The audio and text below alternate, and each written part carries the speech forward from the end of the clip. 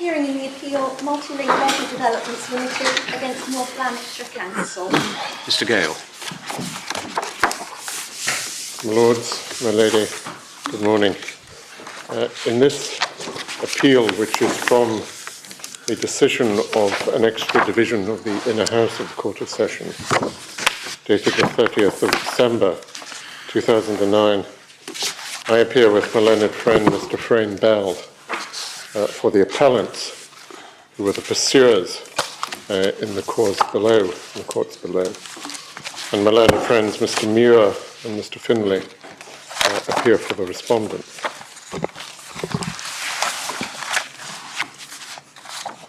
My Lords, my Lady, as is apparent from the statement of facts and issues, the matter for determination in this appeal relates to the proper construction of an option to purchase as contained in the lease between the parties. The issue is effectively focused in the question which is inherent in the second conclusion which the pursuers seek. And my Lords and my Lady will find that at page 17 of the appendix in the pleadings. Yes.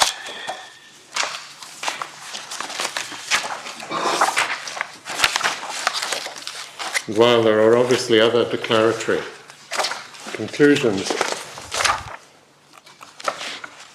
the second conclusion effectively, as I said, focuses the issue, and it is that for declarator on a proper construction of clause 18.2 of the lease, the defenders are bound to determine the full market value of the subjects at 9th October 2008 as agricultural land or open space suitable for use as a golf course, and without reference to any increase in value which may be attributed to the subjects on the ground that it is likely planning permission will be granted for housing development on the subjects.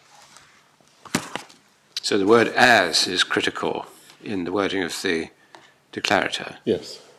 Not the words that's used It's in not the words clause that's used. I accept there is a difference between what is there and what is used in the lease itself.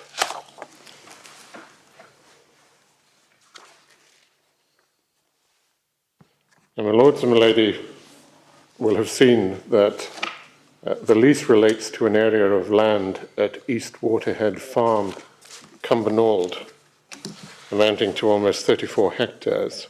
Slightly over 34, I thought, isn't it? I think it's 34.32 is my note, but doesn't in the least matter. I don't think it does, my Lord. The reason I said over is that I thought it was 33.99. No, never mind. But It was, it's big altered. enough. It was altered, wasn't it? It's big enough to accommodate. Case, my Lord, I've taken that from the.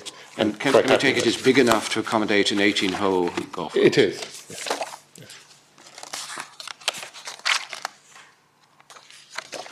Can you put it into imperial measure? I mean, roughly what are we talking about? Is it acres or something? I have absolutely no feeling for this at all.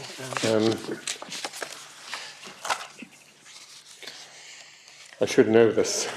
How long is the golf course? How many yards is it? Well, isn't it about 100? Is it about 100 acres, is it? It will be, I think it'll just be under 100 acres, my Lord, from my rough and ready calculations from my planning work.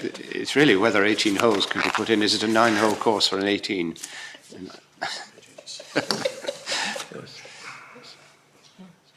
You can squeeze Yes. 18 holes. And very grateful to my learned friend. He points out that at page 86 Yes. of the appendix, the valuer refers to the area and conveniently converts it from hectares to acres. 8.84. Thank you very much indeed. 84.77. Yes. Obliged. Yes, thank you. Right. Does it now have some sort of a clubhouse? It has certain facilities, my lord, yes. My lords, my lady will be aware that it is a it's what's called a pay and play golf course with Changing facilities. it has changing facilities. I think it has catering facilities. Yes. It is there as effectively as a public recreation rather than a private Yes. club. The- And it has certain ancillary. At the bottom of page 86, it says there are some office, retail and apparently residential accommodation. But it's up and running, this golf course, It is. isn't it? It is. And the current position is what, if the respondents are right? The lease will go on for another how many years, will it? The lease will continue, my lords, until the 31st of May 2049. So Yeah. for another 39 years. Yeah.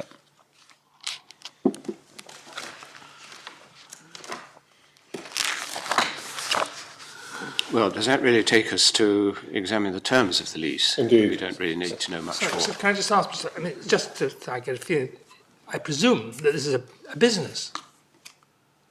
It is, my lord, yes. So in other words, pay and play is a business. I mean, you It is. charge, the company charges enough to make presumably a profit out Yes, of it. I think yes. it's just like any other Yes. business. But of course, it is a course which is there for a particular purpose, in that members of the public have readier access to the course than they would to, obviously, other forms of golf courses. So there's no club in the normal No. sense? No, there's where no the club in the club normal- members have priority over anybody else? That's right. That's right. It is effectively one turns up and pays and plays. It's as simple So they as let that. women play. Oh, there is no doubt about that, milady. No, it doesn't Just to have. draw a distinction from so many golf clubs. Oh, indeed. It is. It's like is some gender- facilities where people can go and play tennis or something like that. You know, Yes. as a business, you don't need to be a member of anything. You just go along and pay. No. Yeah. And clearly, generally, these types of clubs, Lords Milady, have a particular purpose, generally within certain locations, that there is a limited array of courses that people can play, and there is almost I wouldn't say a social function, but a wider public function to these types It's a of golf course as opposed to a golf club. It is, yes. And I suppose that's fairly typical of North Lanarkshire, that there are not many private golf clubs. In this area. It's, I think that's certainly probably within the judicial knowledge of two members of the court, and probably within the knowledge of the members on this side of the bar. Yes. Right. My Lord Hope has indicated too that this takes us effectively to the terms of the lease, and my lady will be aware that the lease, the appellants are the tenants, the respondents are the landlords. As I've indicated, the date of entry was the 1st of June 1999. Clause 2. Clause 2. And that the lease was to endure for 50 years, and that is till the 31st of May 2049. In terms of Clause 9 of the lease, the tenants, or the appellants, are to occupy and use the subjects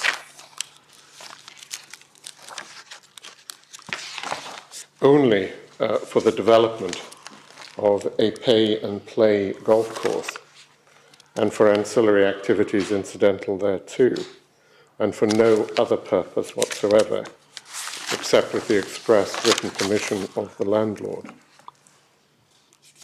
What does date of entry mean? I think in this case, my lord, it is fairly nominal. In clause that, 2, what does it mean? In clause 2, that is the date effectively from which the lease is to run. It's important from the point of view of payment of rent, because the first Yes. sentence of clause 3 tells you that the rent is to be payable for the period from the date of entry until the second anniversary Yes. and so on. So that it's the date, I suppose, when possession is given of the It is. property. Does it have the same or a different meaning in clause 18.2? It does. It does. That's not a question which admits of the answer, it does. Which is it? In clause 18.2, that is the date of entry of purchase. How is that identified? And what does date of entry of purchase mean? That is the date on which, in the event that the option to purchase is exercised, that is the date that is the date of entry for the purchaser. In other words, when they would get possession of It's the the date of subjects, one would possession. imagine. And when presumably the price is payable. Yes. They're counterparts of each other. Yes.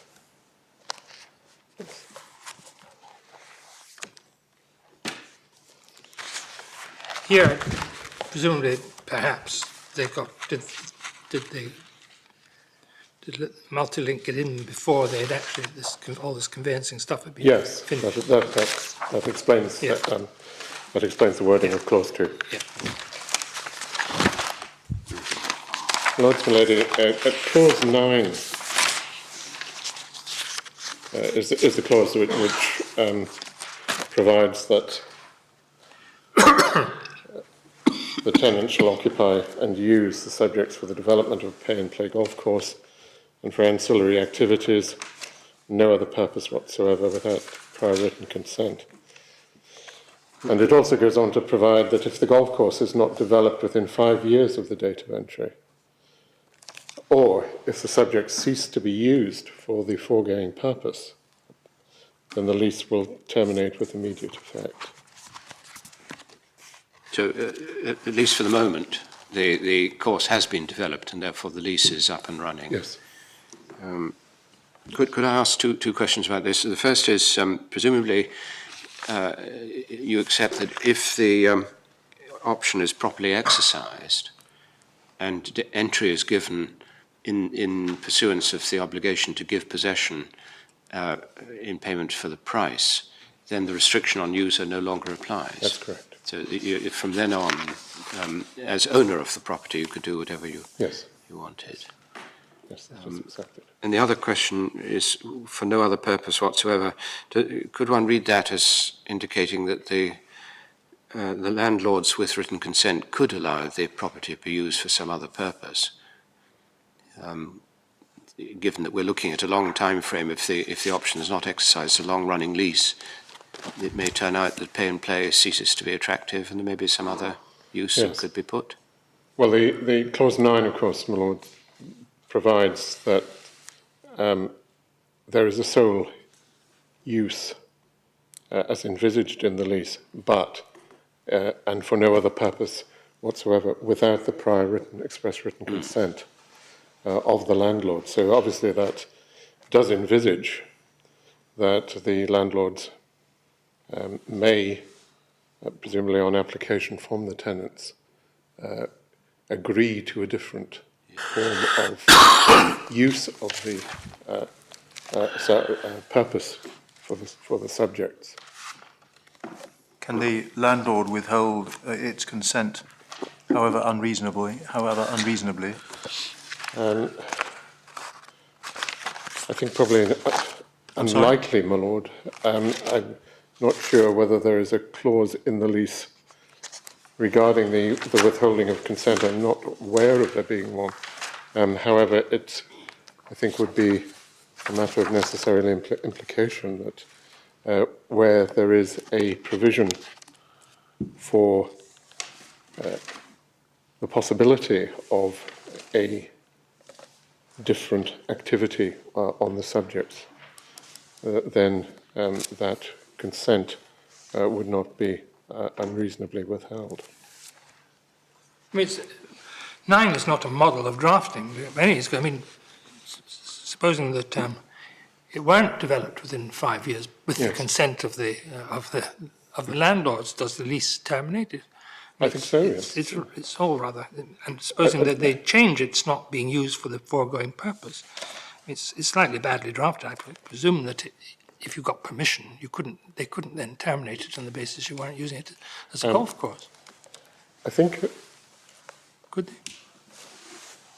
my Lord, firstly, I would agree that clause, and indeed much of the lease, is not a paradigm of clarity.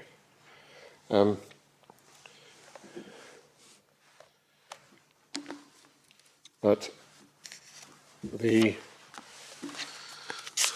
sanction in terms of the last section of the last sentence of the last section of the last sentence of clause 9 would seem to indicate that if there has been a failure to develop within the stipulated period, or if there is a failure to continue to use the subjects in the way agreed for the purposes of lease, then, as it says, this lease will terminate with immediate effect.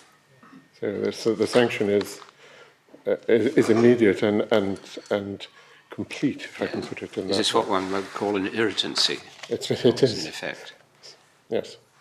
I mean, the 5 years, I having watched a golf course being developed, and not far from where, I've noticed it does take a pretty long time, because you have to, first of all, you have to clear it all, and then you've got to seed it and so on, and then you've got to let it lie for maybe a couple of years or something to establish the grass. So that's presumably why 5 years is the kind of time which is envisaged. Yes. But, in this particular case, the course was achieved within the 5-year period. That was done without any particular difficulty. There was no question of any failure, and of course it continues to operate on it.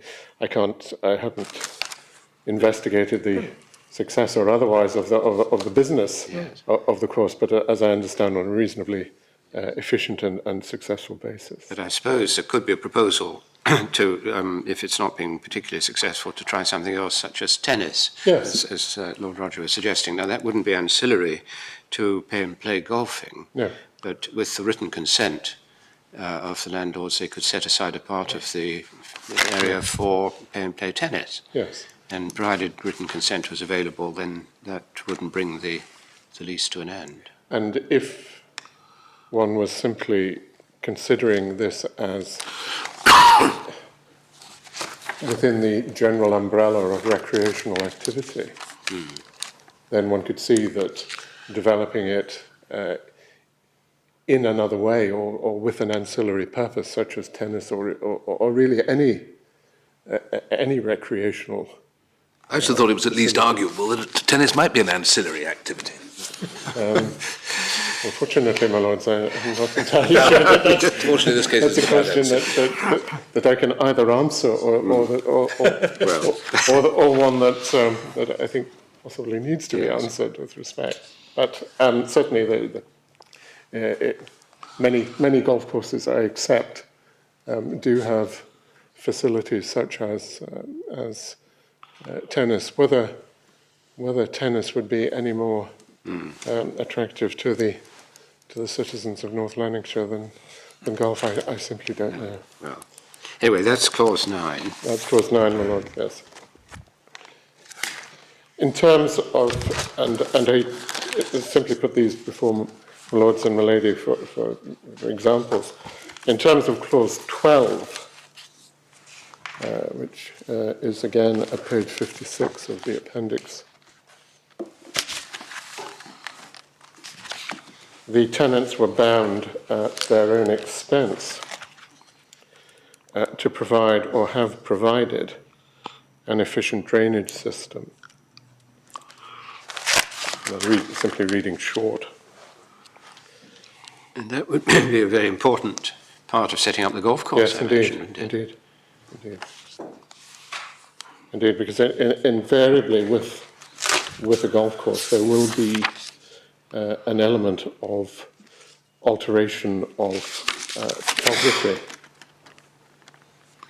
It may be minor, it may be major, but there will be some alteration of the topography of the land, and invariably that would be be necessary. And of course, it is a specific requirement in terms of Clause 12. And my limited knowledge of golf course management, of course, drainage, as my Lord Hope has indicated, is an extremely important aspect of the layout and ongoing maintenance of the course. I think probably anybody who went to Celtic Manor 2 weeks ago might have found that it was perhaps not as well drained as it might have been. Well, on the contrary, I thought it was astonishing how they got rid of the water so quickly. I think, as I understand it, my Lord, certain of the holes were designed with slopes at the side rather than, I see. I think specifically for the purposes of the Ryder Cup, so that spectators could walk along the sides of the holes. They were designed with certain slopes at the sides of the holes so that there was runoff. So indeed it probably was perhaps unpleasant for walkers, but it was remedied. My Lords, my Lady, I'd also refer to Clause 15, which is very much in general terms, but in terms of that clause, the tenants were obliged to keep the subjects neat and clean and tidy at all times, and keep the subjects free of all materials or articles which may, in the opinion of the landlords, be injurious to amenity. And that is perhaps of some significance, my Lords, my Lady, in that it indicates the landlord's continuing interest in this as a golf course. Unless they sold it. Well, Unless the option to purchase was validly exercised. yes. In which case they were content with the money and were no longer interested in the golf course. That would follow. Whether contentment is an issue, I'm not sure, my Lord, but certainly that would follow. Yes. Obviously, the critical clause. Can I just ask you a question about Clause 9? No, not Clause 9, I beg your pardon, Clause 5, which provides for an open market rent. Yes. Now, is it common ground between the parties, at any rate, so far as the market for the lease is concerned, the rent is concerned, that means rent for the property as a golf course? Yes, as I understand it, yes. And would it increase the rent?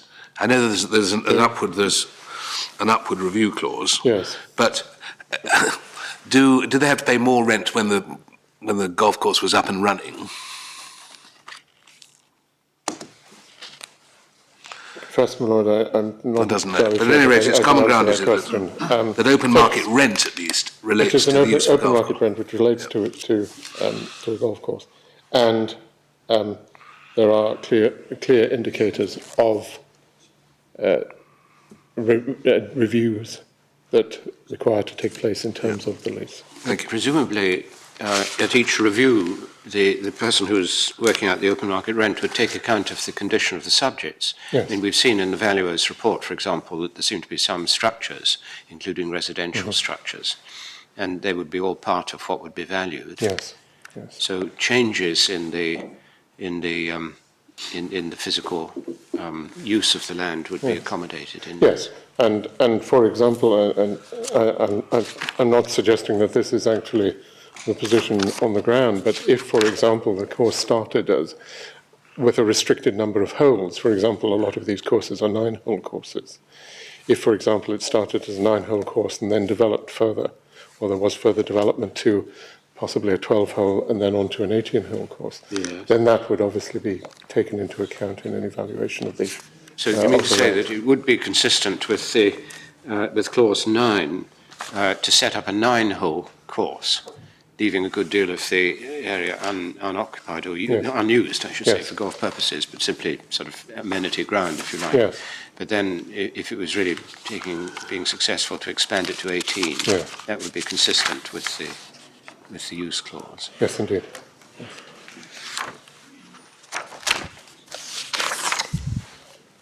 My Lords, my ladies, the critical clause, obviously, for this particular litigation is clause 18, which is the option to purchase clause. And the option to purchase may be exercised at any time within the currency of the lease, while the tenants are tenants, and that upon giving written notice. Subclause 1 Yes. provides that if exercised within a year of the date of entry, then written notice is required, but there is no period of notice required. But when it says while they are tenants, I presume that's picked up by 18.6 if they assign the Yes, if they assign the yes, it's covered by 1860. it's only while they remain tenants. Yes, yes. As themselves, they themselves can operate the option. Yes, the option is personal to the tenants, therefore to the appellants. And when it says at any time, is it an option that may be exercisable more than once? I mean, in the present case, there being a dispute about value, as I understand it, it's agreed on one view.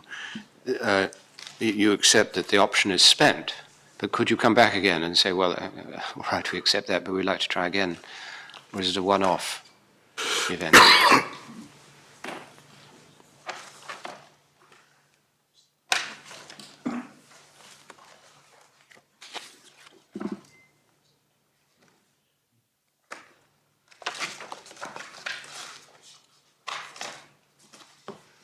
think, my Lord, probably it is something that could be attempted again, although it is, of course, an option for the purchase of the subjects of let. Seems to be of the subjects of let as a whole. Yes. Well, I think it's fair to say, Mr. Gill, I'm sorry not to have noticed this before, but the counterclaim on page 37 Yes. of the appendix asks for a declarator that the option is spent and cannot be exercised during the remaining term of the lease. Yes, yes. And there isn't really any debate about that I don't point. think so, no. Yeah, thank you.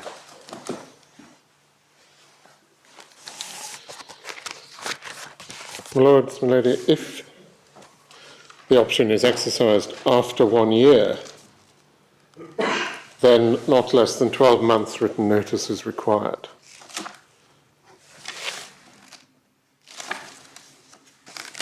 The price to be paid, the option price, is either, if exercised within the first year of let, £130,000. If exercised subsequent to the first year of let, then the option price, I'm quoting from the lease, shall be equal to the full market value of the subjects hereby let. For my purposes, I've inserted after that, as determined by the landlord. So the court, the inner house considered, and indeed the Lord Ordinary considered that was more appropriate positioning of the expression as determined by the landlords, and I've done that for my purposes of my submission. Is that a necessary part of the argument on construction? It's not, my Lord, but it perhaps makes the clause a little easier to follow, but it's not critical to construction. So it would read, shall be equal to the full market value of the subjects hereby let as determined by the landlords, as at the date of entry for the proposed purchase of agricultural land or open space suitable for development as a golf course. Now, my lords, my lady, it is important in my submission that one has regard to what I've generally called in my submission timings. Firstly, the option to purchase may be exercised at any point in time during the currency of the lease.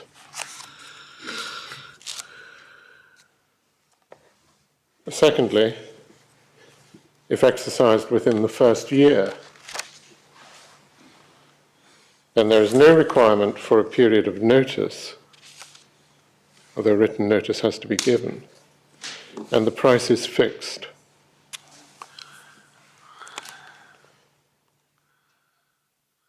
Thirdly, if exercised after the first year, We've no information as to the basis upon which that price was fixed. well, I think certain inferences can be made, and I'll come to that in a moment.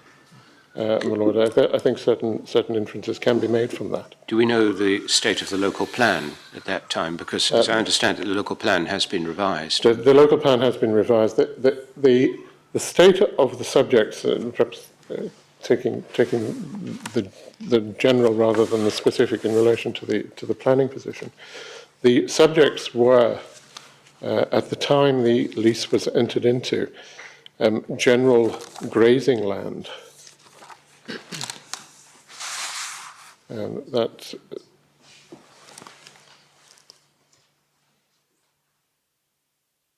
When you say they were that, do you mean they were so designated in the local plan?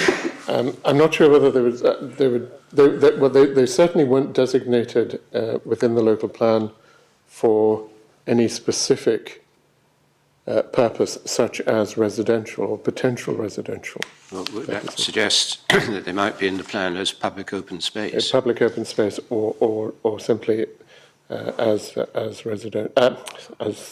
agricultural land.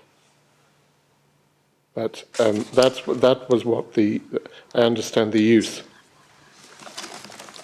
was at the time. And is there any evidence about whether, whatever the position about the plan is, whether there is nevertheless a hope value in relation to future residential use? There is. We don't know. There's no evidence really about. There is no evidence. No. There's no evidence, direct evidence, as to how the 130,000 was made up or the like. No, there is no direct evidence, nor is there any direct evidence. I'll leave it at that. I think, my Lord. There is no direct evidence as to how that particular valuation was arrived at. When I mean, just come back. I mean, if you look at the first clause of the lease, it describes the land as being the area of ground situated at East Waterhead Farm. Yeah. I mean, it sounds like farming land. Yes, rather than sort of a common or anything like that. No, it was, as I say, the particular purpose, as I understand it, for the subjects was that it was just used as open grazing land. I mean, in fact, the words you're coming to in clause 18.2, one might imagine were quite a good description of the subjects at the date of entry. In other words, entry to the lease, I mean. Indeed, yes. That is agricultural land or open space suitable for development as a golf course. Yes. I mean, would you accept that would be a fair description? Yes, I would. And indeed, my lords, that is part of my submission on construction.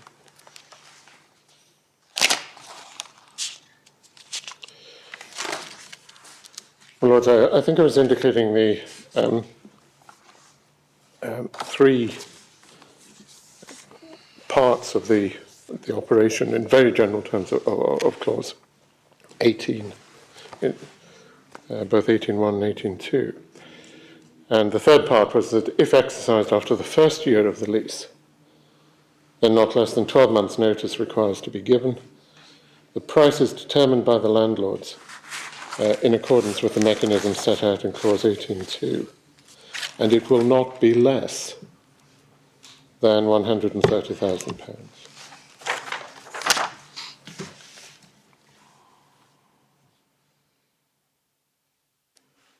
Now, my lords, my lady, to fit that in with the development of a golf course is, in my submission, relevant. The option, it will be noticed, may be exercised when the development of the subject as a pay-and-play golf course is at varying stages, or maybe at varying stages. For example, if exercised, and I take this just as an example, within 6 months of the date of entry, then it may well be that development of the subject has not begun, or if it has begun, it is in very early stages at that point in time. Now, that may remain, and of course the price is fixed at that time, that may remain the position until well after the expiry of the first year of the lease,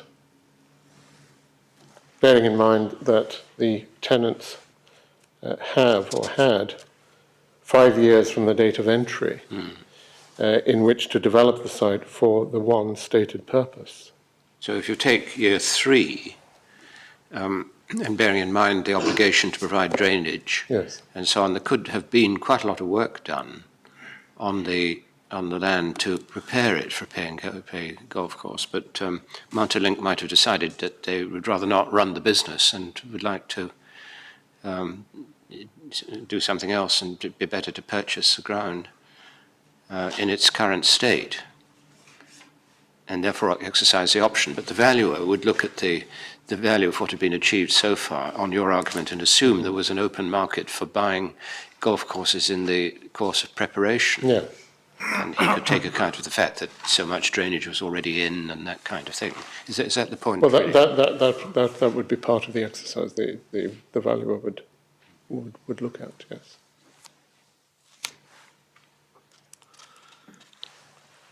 Is that right? I mean, that depends upon what the assumptions are. Well, the meaning of the assumptions, Indeed. doesn't it? Yeah. Depends what's meant by Yes. the landlord shall assume that all obligations of the landlords and tenants under this lease have been complied with. I had myself thought that assumed that the golf course had been built. Well, there's after 5 years. After 5 years. 5 years. But up until 5 years, Up you until don't have 5 to have years. it completed. There is a degree of artificiality, Yeah. I accept, when one tries to look at the likely But development we are of a concerned golf with the course. situation at the stage after 5 years. But one has up to 5 years to develop after. Effectively, the course must be, in terms of the lease, must be in place. Well, I'm not so sure that it's limited to the 5 years. Before the 5 years, what's meaning and B that the subjects let are ready for occupation is the second assumption. Yes. Well, if all you've done is put in some drainage, then how would assumption B be satisfied? I actually thought that what it meant was that the assumption was that all the obligations for building a golf course had been met. That was the assumption upon which the valuation was going to be Well, the first, after the 130,000 minimum term. the first part of the assumption is that all obligations of the landlords and tenants under this lease have been complied with. Now, Yes, but I hadn't read that as meaning the obligations to date, to the date of the exercise of the option, because otherwise I'm not sure how you operate little b. You can always get in. It doesn't mean you're getting a golf course. yes. Yes, I think so. Well, ready for occupation, well, I don't know. I think that means that the golf course is ready for operation as a golf course. It didn't contemplate that it was the drains could be got into. But that isn't the point we're on. I doubt if it's got any real relevance to what we're considering. We're certainly after 5 years. After 5 years. Entitled to assume that the Yeah. golf course is there and ready to be. Yeah. Well, that's Indeed, my lord, yes. Once the 5-year cut-off has been achieved, Yeah. it again may be artificial, but once that date is achieved, one assumes that the golf course is if I can use this word, operable, and that would give content to B in the assumption.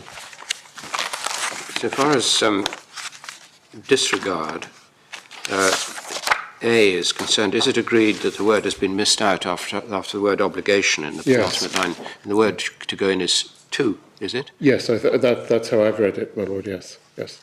There's clearly an omission there.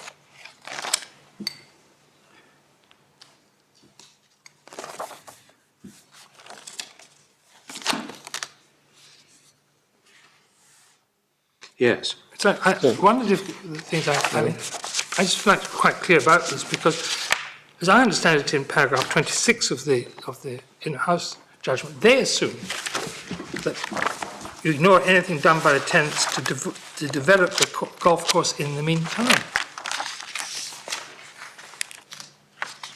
And I think they say at some point that was agreed or something.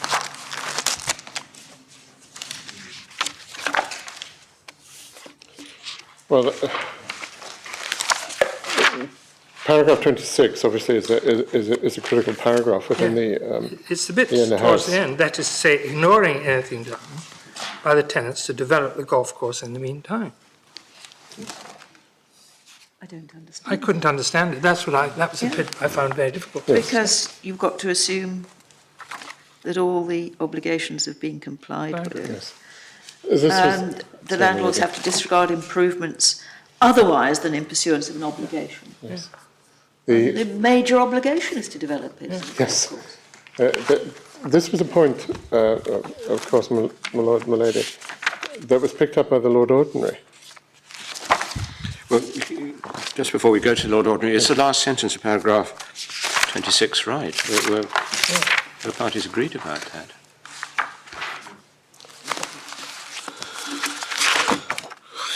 Well, clearly, I can only say that before the division, that agreement apparently was made. I'm not sure, not clear that it was properly made, but it was apparently made. You weren't there, of course. I wasn't there, so I'm afraid. That isn't your position. Modification, yes. If that concession was made, you're not adhering to it. Well, Are you? All right. I think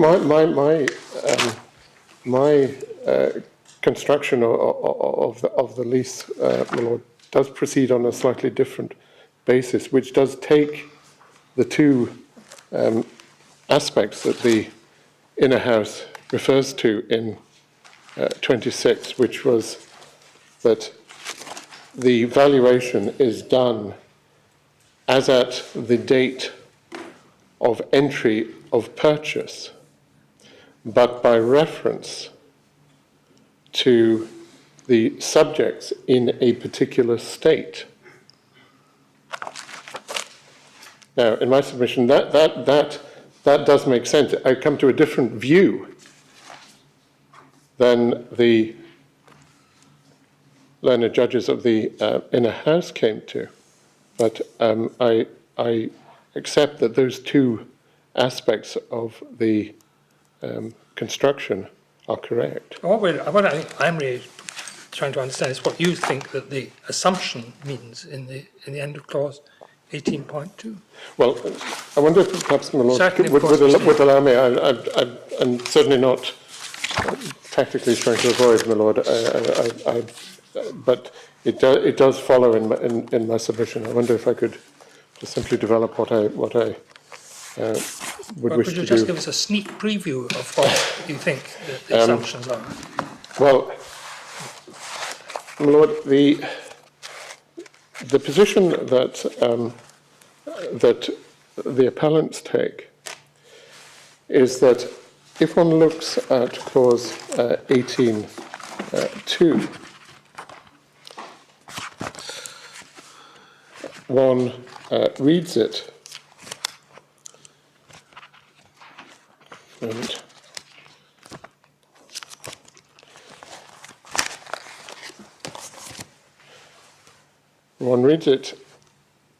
this way, that the valuer is directed, and the valuer being the landlord, the valuer is directed to consider the full market value of the subject. He is directed to that as at a particular date, being the date of entry of the purchase, but that the words, what the inner house calls the genitive clause, the clause of agricultural land or open space suitable for development as a golf course, qualifies the full market value of the subjects. And that what one is looking at is the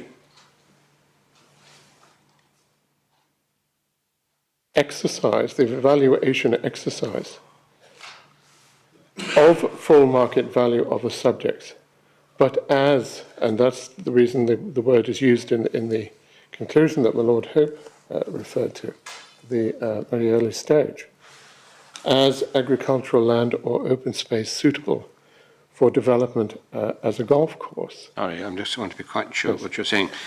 Are you saying that the word of should be read as if it's as? I think more sensibly it should be read as. Well, you see, that's absolutely critical. And you'll notice, I'm sure, that the Lord Ordinary, in his judgment at page 11 of the appendix, in the top right-hand corner, instead of the word of, he's using the word for. Yes. For the proposed purchase of land suitable for development as a golf course. Now, if that's what one's talking about, it's easy to see the strength of your argument, but that's not what the clause actually says. I accept that. And when you look at the word open market value, one assumes, I suppose, a willing seller and a willing purchaser. Yes. So it's not, it hasn't actually used the word proposed purchase of. So one's got to be very careful to stick to the language. Oh, I agree, my Lord. But there are certain aspects, and I will come to this, there are certain aspects of the Lord Ordinary's approach with which I agree, and other aspects with which I do not agree. I'm not simply saying that my Lords and my Lady here should simply substitute for the opinion of the inner house, the opinion of the Lord Ordinary.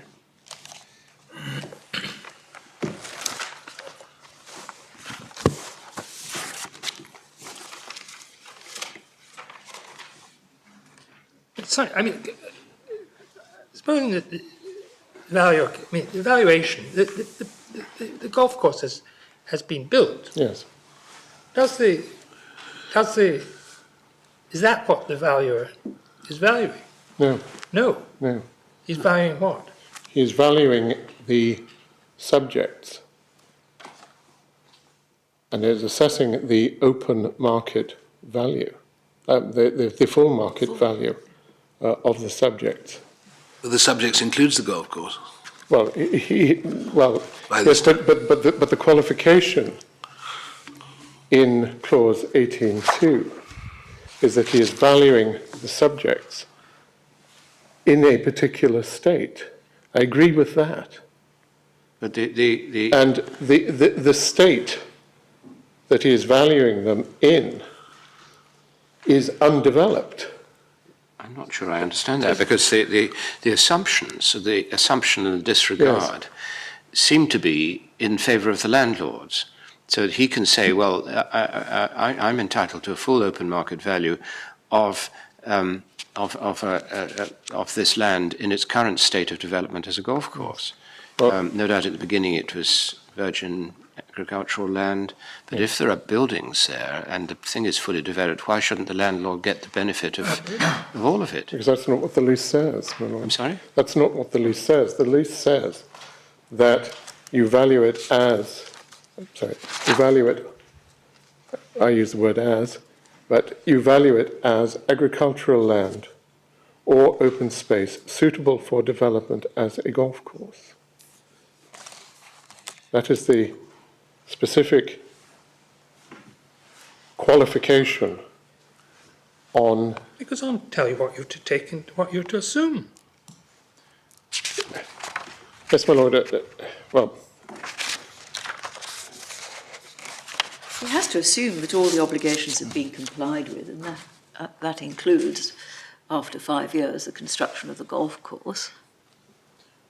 yes, I think, my lady, the point I'm trying to make is that there is, as the Lord Ordinary says in his opinion, an inconsistency, a contradiction between the approach taken on behalf of the respondents and that apparent from a reading of the assumption. Yes. And perhaps it may be useful to look at what Can I the just Lord interject? 'Cause I Ordinary think I says. see the force of your point. I mean, you would say we've expended a good deal of money in developing this golf course. Why should we have to pay twice for it Yes. in the purchase? Because we've already spent the money ourselves for our own benefit, and why should we do that again, pay that all out, as it Pay were, it again, as an exactly. extra for the price? Yes, that is, and indeed that I think is referred to in the division's opinion.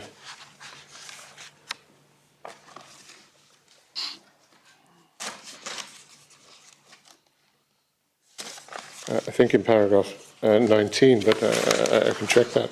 But perhaps I could draw my lords and my ladies' attention to... It's not quite clear to me, though, what you say of, what does of, what governs of, on your analysis? Of agricultural land, in the expression of agricultural land, yes. Is that the proposed purchase of agricultural land? Yes. It is. Well, it could be sale of agricultural land. I mean, that's what the valuer's could do, really. He looks at the open market value and the value as between a seller and a purchaser. Yes. But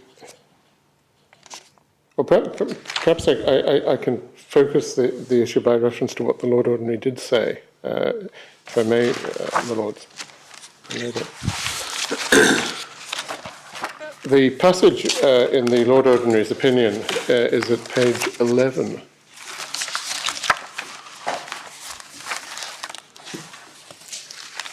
Of the appendix.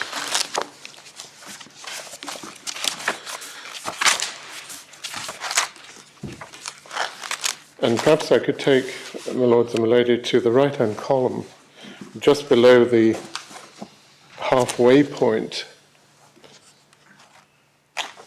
And my lords and my lady will see a sentence beginning, "Counsel for the defenders argued." Yes.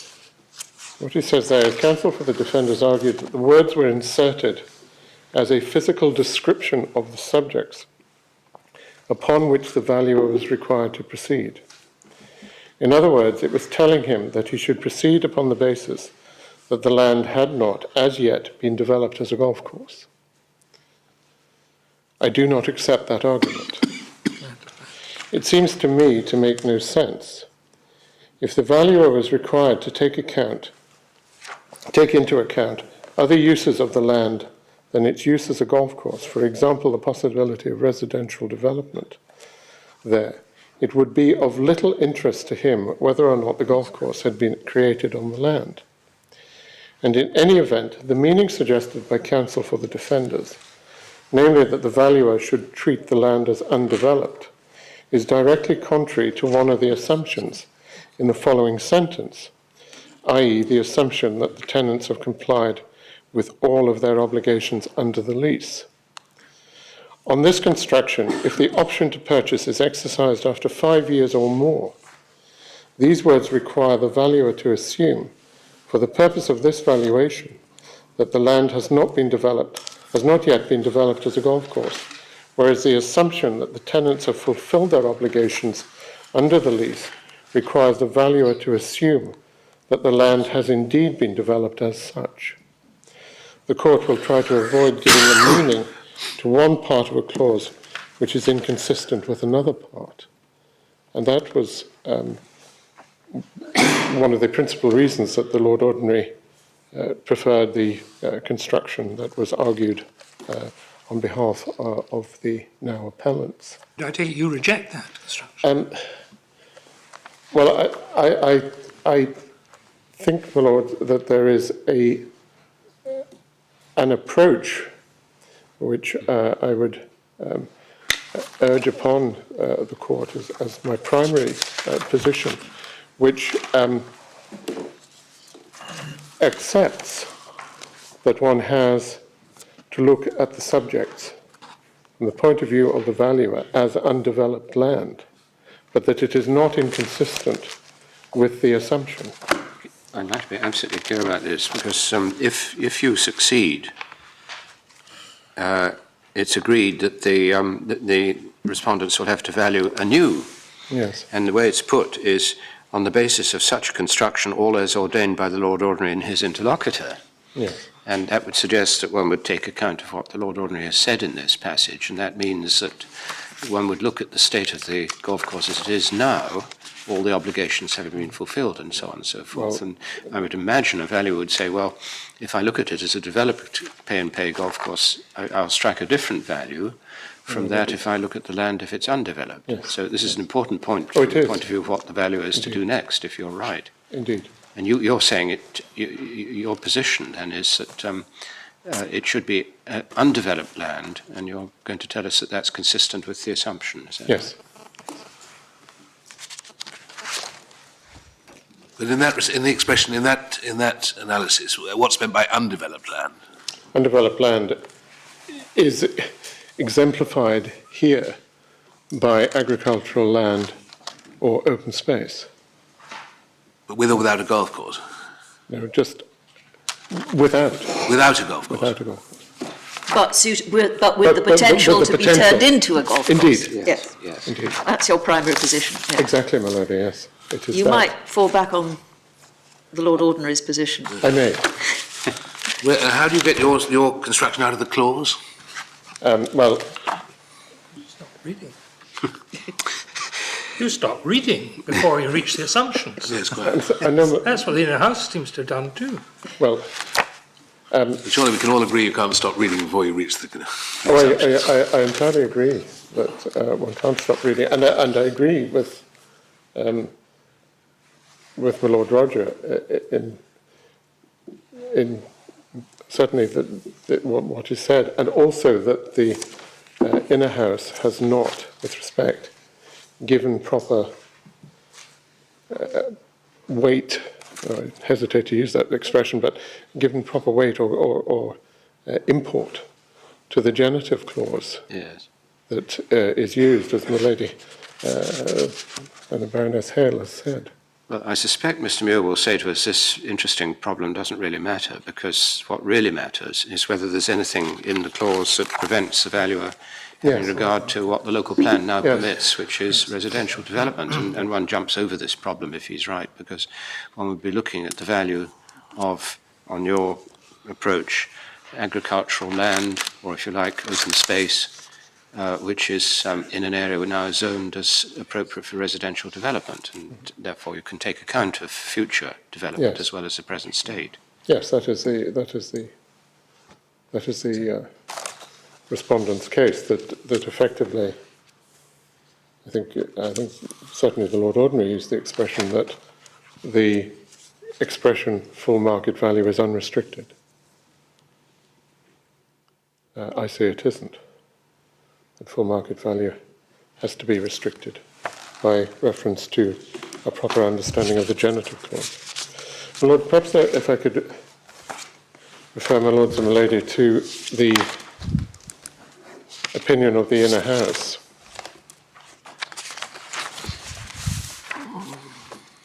The opinion was delivered by Sir David Edward QC,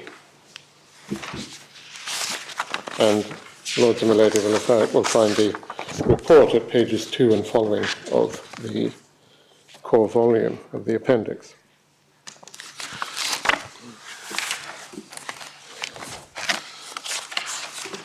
As my lords and my lady will see in paragraph 17 at page 4, The submission made by the parties to the division largely replicated those that had been made to the Lord Ordinary, but with certain refinements. But essentially, it was the same submission. And in particular, the defenders, now respondents, emphasised that the starting point was the reference to full market value. That such value was not to be measured merely by reference to the use to which the subjects were being put at the time at which they were to be valued, but also by reference to the uses which the subjects can reasonably be put in the future. And that where clear words are required before the court will attribute any intention, as the division has put it, to strip away any element of value. They do that under reference to the Little Hayes nursing home case and the Griffiths case. Full market value is to be distinguished from existing use value.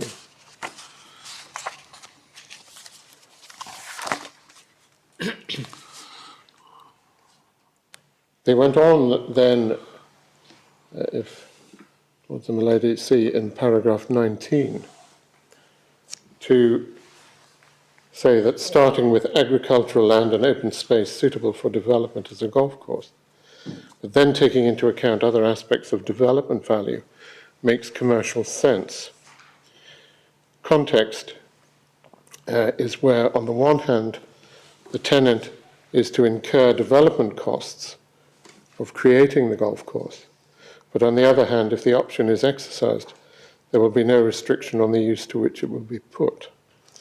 And as the division says, that ensures that the tenant does not pay twice, but it also ensures that the local authority has benefit of any hope value in accordance with Section 74 of the Local Government Act. What does he mean by it ensures that the tenant does not pay twice? Well, I think the point that my Lord was making a little while ago, that the tenant, having developed the course, is not then paying again for the development element that he has expended in the valuation on purchase. But if he comes to the end of the lease, he doesn't get the subjects. He has to leave them. Yes. So the tenant doesn't have any. There's no. At the end of the lease, yes, they go to the land. They revert to the landlord. What's this double paying? Well, that was my interpretation. Yes, this is a submission rather than a... That was a submission. It sounds as if they're saying open, undeveloped land value plus the hope of anything else. That's right. Indeed.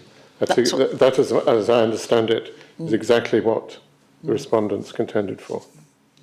And that would include... You have your undeveloped state, but it includes the, quote, hope value. But what is that? Is that just hoping that the tenant will fulfil all the obligations on him? Well, I think it goes further than that, so far as, and certainly for the respondents, there is, because I think what they are indicating is that there is a hope value, that the subjects will have a value as developable residential land, with potential residential development on the subject. Yes. So development value there is not just developing in accordance with the terms of the lease. This is something quite different. It goes far beyond Yes. in terms of developing in terms of the lease. Well, this is the landlord's argument But that's the landlord's argument, yes. before the extra division. Yes. And I think, to be fair, it's a consistent argument that has been deployed before the Lord Ordinary and before the division. So if the only hope of development was as a golf course, well then you pay the extra for the hope of developing as a golf course. If there were other hopes, you'd pay for that. Well, that is their argument. That's their argument. That's their isn't it? argument. Yes. I say that one has regard to what is the potential in terms of the genitive clause, which is suitable for development as a golf course, and full stop. Well, that's why I'm still puzzled by this phrase, ensures that the tenant does not pay twice. Yeah, I don't understand that, because he I will pay twice if he has to develop the golf course, and then he has to pay for the cost of development again in the option price. yes. And it seems to be suggested there, in accordance with the last sentence of 26, that one simply assumes that this is an undeveloped golf course. Yes, No doubt Mr. Muir knows what he meant. Yes. that assumption is made. Yes. Yes, well, we're no doubt, indeed, as Lady Hill says here from Mr. Muir. Well, there's a brief narrative of the tenant's argument. Yes, it's extremely brief. Not a great deal is to be gleaned from that. It seems to be a response to Lord Hoffman's dicta and investors' compensation claim, and my Lord Rogers' observations in the Bank of Scotland Dunedin property case. Well, I think he was saying that they were adopting the reasoning of the Lord Ordinary. That would explain the brevity of this summary. It was the, as I understand it, that was the position. And there is a brief comment. Anyway, they obviously didn't care for the observations of Lord Hoffman, that's clear. Well, I think the learned judges of the division in paragraph 24 have indicated that they may see it more from the point of view of a Scots conveyancer than the man on the Jubilee line to Canary Wharf. I'm not entirely sure I agree with that, but that's what's said. And there is, of course, Lords and Milady will have picked up later the idea that in due course we can all indulge in playing golf in a virtual scenario on computers, and that will reduce the need for golf courses anywhere, including in Cumbernauld. However, my Lords, my Lady, if I could go to paragraph 26 of the division's opinion, because it seems to be that these 26 and the succeeding paragraphs are the crux of the opinion. They say this, perhaps useful if we can take time briefly to read it. The critical sentence of clause 18.2 shows all the signs of having been modified in the course of negotiations without taking full account of the effect on the text as read as a whole. Nevertheless, it is in our opinion clear that the parties intended, first, that the subject should be valued by the landlords as at the date of entry on purchase and not at the date of entry under the lease. But second, that the subject should be valued as if they were still, as they were in 1999, quote, agricultural land or open space subject for development as a golf course. That is to say, ignoring anything done by the tenants to develop the golf course in the meantime. Put another way, the valuer is instructed to go back for the state of the land to the tenant's original date of entry, but to value the land as at the purchaser's date of entry under the option. We understand the parties to agree that this is the proper starting point for assessment. The issue is whether, as the Lord Ordinary held, this was to be not just the starting point, but the sole basis for the assessment of value, or whether, as the landlords contend, the assessment should take account of development value. The critical passage in the Lord Ordinary's reasoning is where he says this: suitability for development as a golf course does not in itself necessarily mean that that is the only purpose for which the land may be developed and used, or the only future use to be taken into account by the valuer. But in the present case, it seems to me that that it is a clear pointer that this is the sole use to which the valuer must have regard when assessing the full market value of the subjects. And the reference is to paragraph 9. With respect, the transition from the first sentence to the second seems to us to involve a non sequitur. The question is not whether there are pointers this way or that, but that the weight to be attached to the expression full market value. In our opinion, full market value should be construed as meaning what it says. Considerations that may be relevant to market value, which may be many, are not to be ignored unless there are express words to that effect, and authority is referred to. We do not know, and the deed does not reveal, whether in 1999 the subjects had any foreseeable development potential other than for development as a golf course. It is possible that, at that time, they had no other predictable use. But we should bear in mind that the lease was for a period of 50 years, and that, in the nature of things, much might happen in that relatively long time frame to alter the value of the subject. And there's a reference to playing golf on the Wii.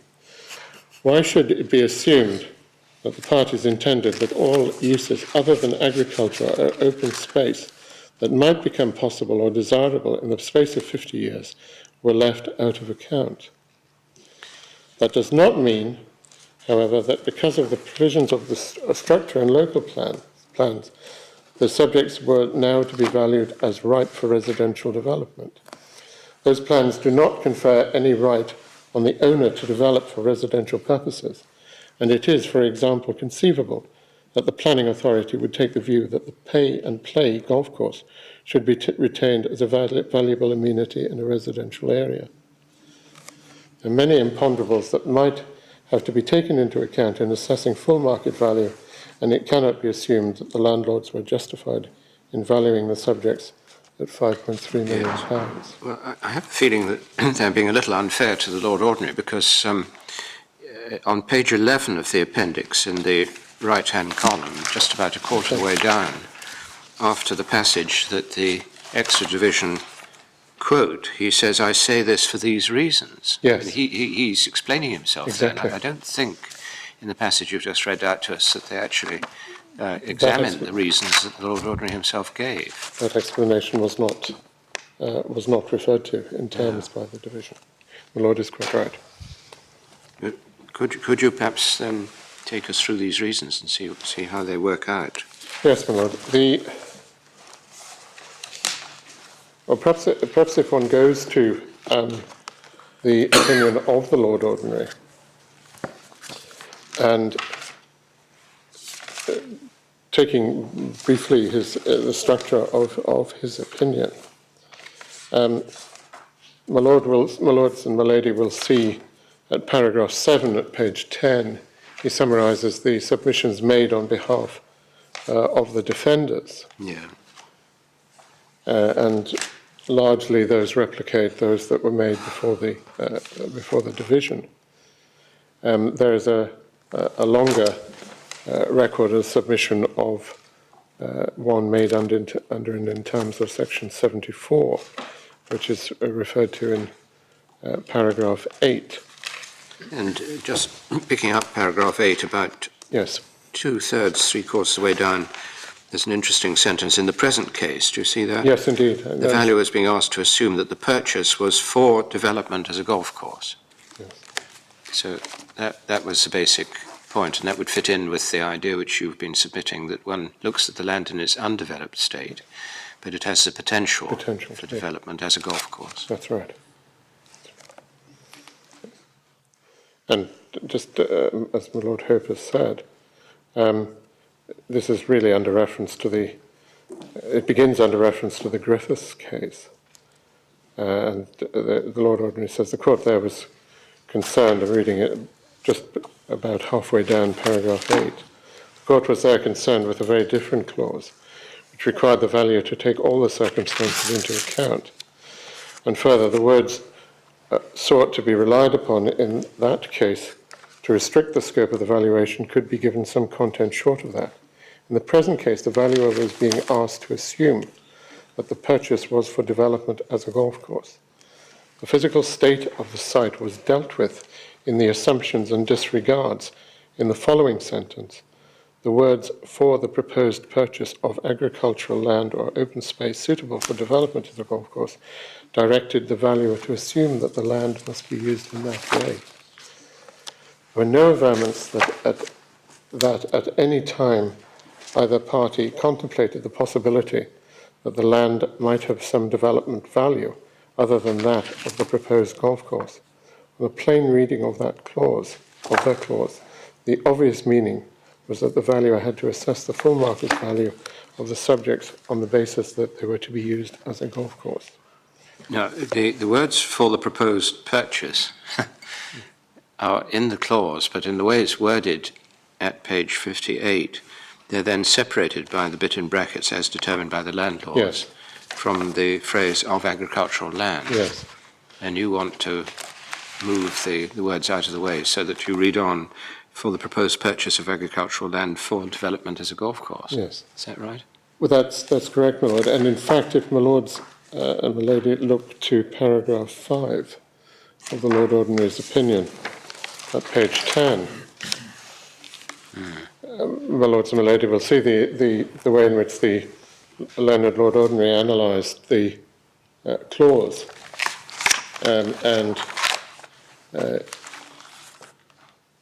If one goes, it's 5 lines from the top of the right-hand column, he says, "Further, it is agreed that the words in parenthesis, as determined by the landlords, are misplaced. They ought to be in close proximity to the full market value." And in my submission, that is certainly an agreement with which I would concur. Well, if they stay where they are, they can only qualify the words date of entry. Yes. Yes, they make no sense where Makes they are. Well, they could qualify everything that precedes it, I suppose. Full market value of the subject hereby let as of the date of entry. But I think It's rather long as a phrase, but Doesn't really make much grammatical sense. no. It seems if one simply writes out the clause and does it in the way that the Lord Ordinary does it and compares it to the way in which it is yes. In clause 18.2, the moving of the words as determined by the landlords to close proximity and just following on from full market value. Now, do you invite us to read it in the same way as the Lord Ordinary or a different way? I invite my Lord to read. Well, first of all, to set it out in the same to set it out in the same way as the Lord Ordinary sets it out. Yes. But he includes the words "offer open space suitable for development as a golf course." Yes. Whereas your assumption in paragraph 8 in the sentence I was referring to is assuming that the purchase was for development Yes. of a golf course. Yes. Now, there is a difference. There is a difference in the of wording. Yes. That doesn't. You're not being asked to assume that is at least not in terms, asked to assume that the purchaser, the hypothetical purchaser, is simply wanting land for development as a golf course. That's right. That's right. No, one is looking at the valuation exercise of land, leaving out the nature of the land, but of land suitable for development as a golf course.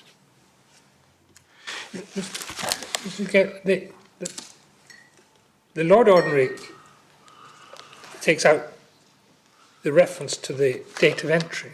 Yes. Do you agree with that? Not particularly, my lord. I don't have a particularly strong view on that, but I can see that there would be sense in retaining that. But I mean, if you put it in, I mean, if you leave it in, do the words "for the proposed purchase" refer back to the date of entry? And if not, how does one know which date of entry it is that one is? Well, no, it must refer back to the proposed date of entry in terms of the purchase. Well, it's far from clear to me that it does do that. And it could refer back to the date of entry under the lease, couldn't it? Because one of the curiosities of this clause is it starts off at looking at it, the whole thing at an earlier stage, and then the assumptions bring in what happened later. So you are ultimately valuing it at the date of purchase, but it's a very curious clause. It is, I think that is without doubt. I suppose the Lord Ordinary says, well, it doesn't greatly matter, it doesn't help you to understand the clause, although he sees it. But it helps to understand the, and it's a point taken up by the division, it helps to understand that the date is the date of entry in terms of the proposed purchase. Yeah, but also if you take them out, the reference to date of entry, then that allows the Lord Ordinary to run on for the proposed purchase of agricultural land. Yes. In other words, he sees for the proposed purchase as running on into of agricultural land, whereas I'm not sure that that's the way that the division see it, because I think they would see it for the proposed purchase running backwards to the date of entry. Yes. Yes. So, I mean, I don't think one can. I think the Lord Ordinary, it's perhaps questionable whether one can just leave these words out of account when construing this clause. Well, I agree with my Lord to the extent that the leaving out of account well, certainly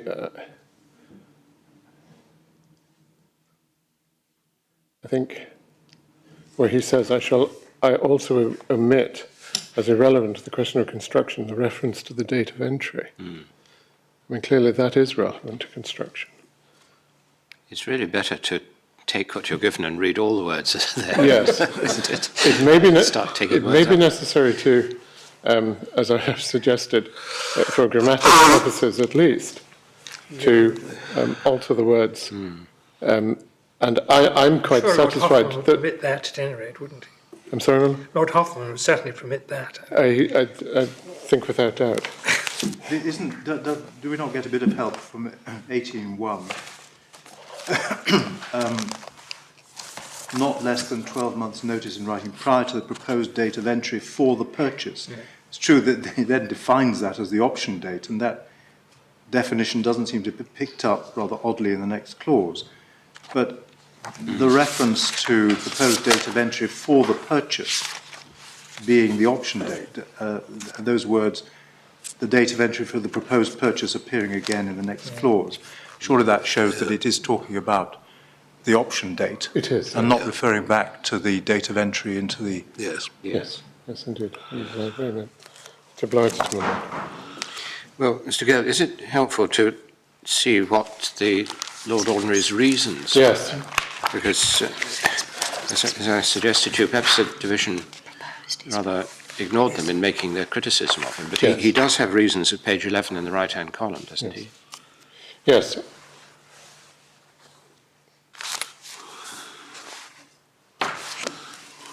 The analysis that the Lord Ordinary engages at in paragraph 9 is to accept, as he does, the point that the starting point is full market value.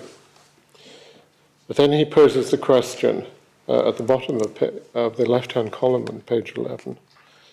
In every case, one has to ask the full market value of what?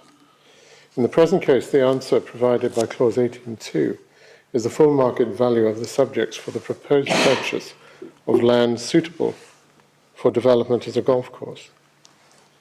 He uses land there rather than open space and agricultural land. He shortens it.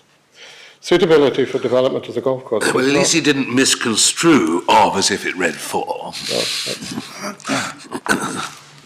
Suitability for development of a golf course does not of itself necessarily mean, this is the passage that the division highlighted and said involved the transition from 1 to 2 as incorporating a non sequitur.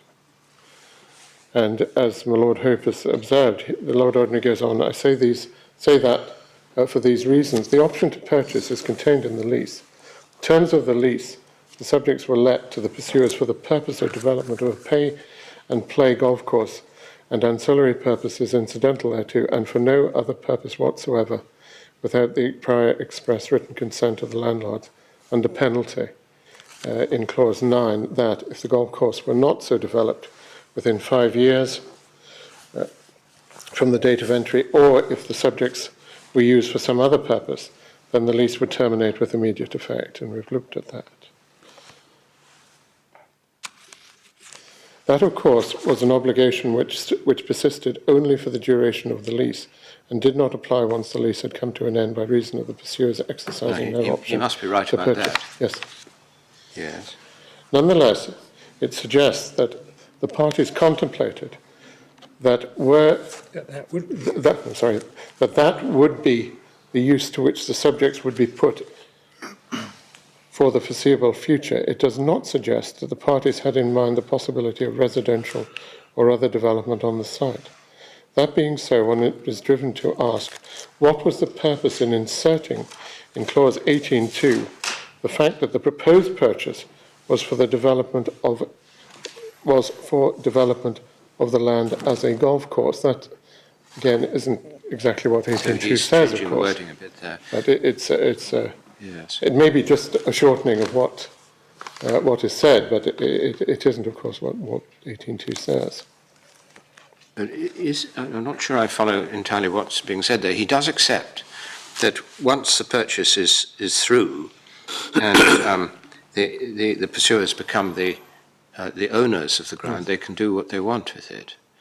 And it might be thought that the purpose of the full open market value phrase was to allow the landlords to take the benefit of what hope value there might be in accordance with the state of the local plan at the date of the purchase.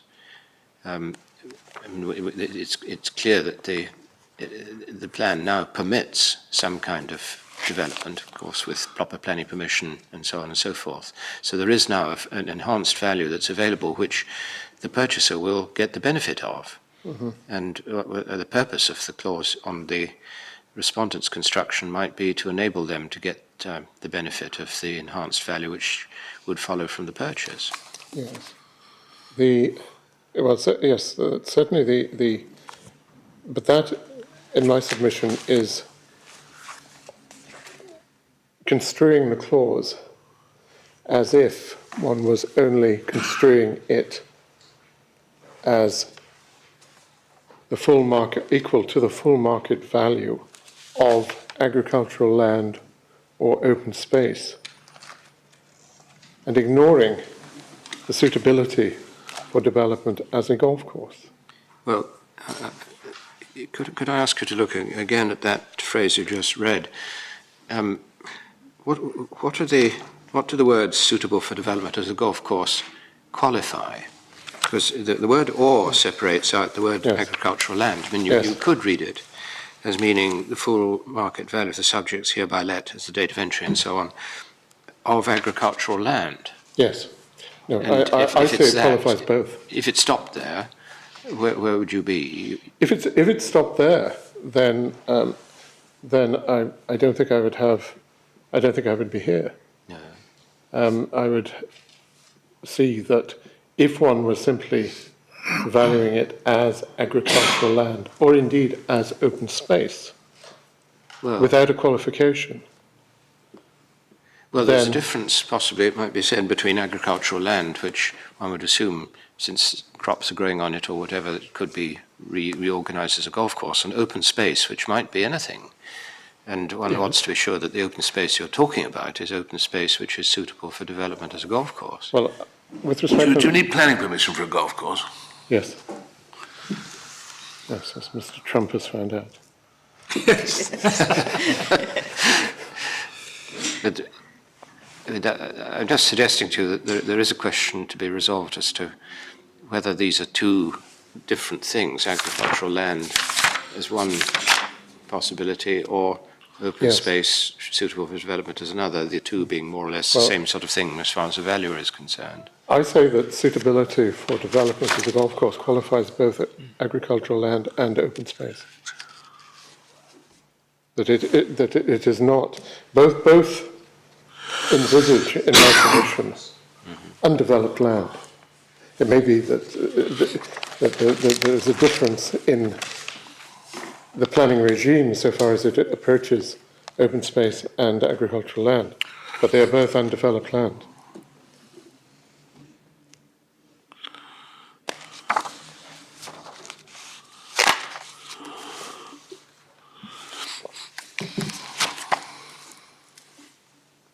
But if one returns to the reasoning of the Lord Ordinary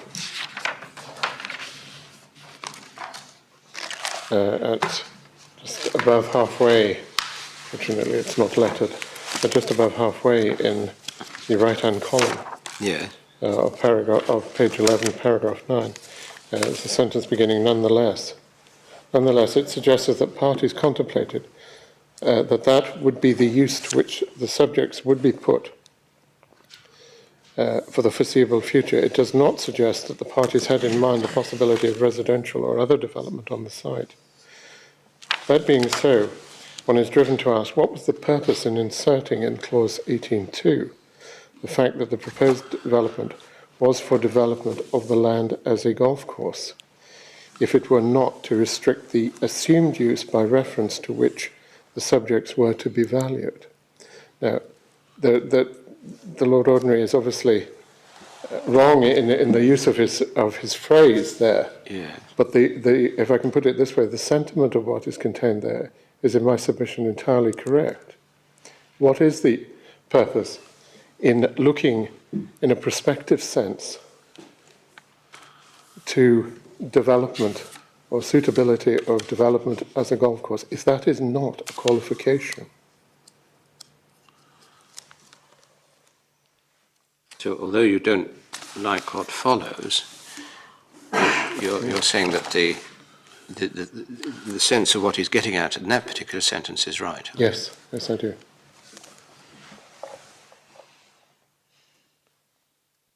Counsel for the defenders has argued that the words were inserted as a physical description of the subjects upon which the valuer was required to proceed. In other words, it was telling him that he should proceed upon the basis that the land had not as yet been developed as a golf course. I do not accept that argument. Now, perhaps, my lord, my lady, I can pause there. The Lord Ordinary has in that passage, obviously is repeating the contention made on behalf of the now respondents. And what he's saying is that this is the state of the land. And that's what the respondents were contending for. It's the state of the land, that it is either agricultural land or open space. Now, what I take from the way in which the Lord Ordinary, in particular the passage before that he is looking not merely at the state, but prospective, looking at what was the potential for development of land of that state.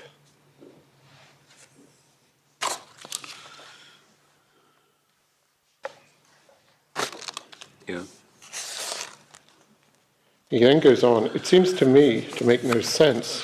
When the valuer valued this land Yes. For 5.3 million, having regard to the development value, what, if any, relevance did the fact that there was a golf course have?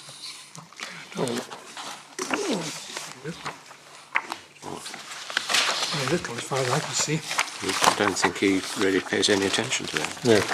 No. My lords will find the valuation report. So to what extent did he apply the assumption in the clause? Well, if my lords and my lady go to the appendix on page 83, one can see the valuation report by Knight Frank.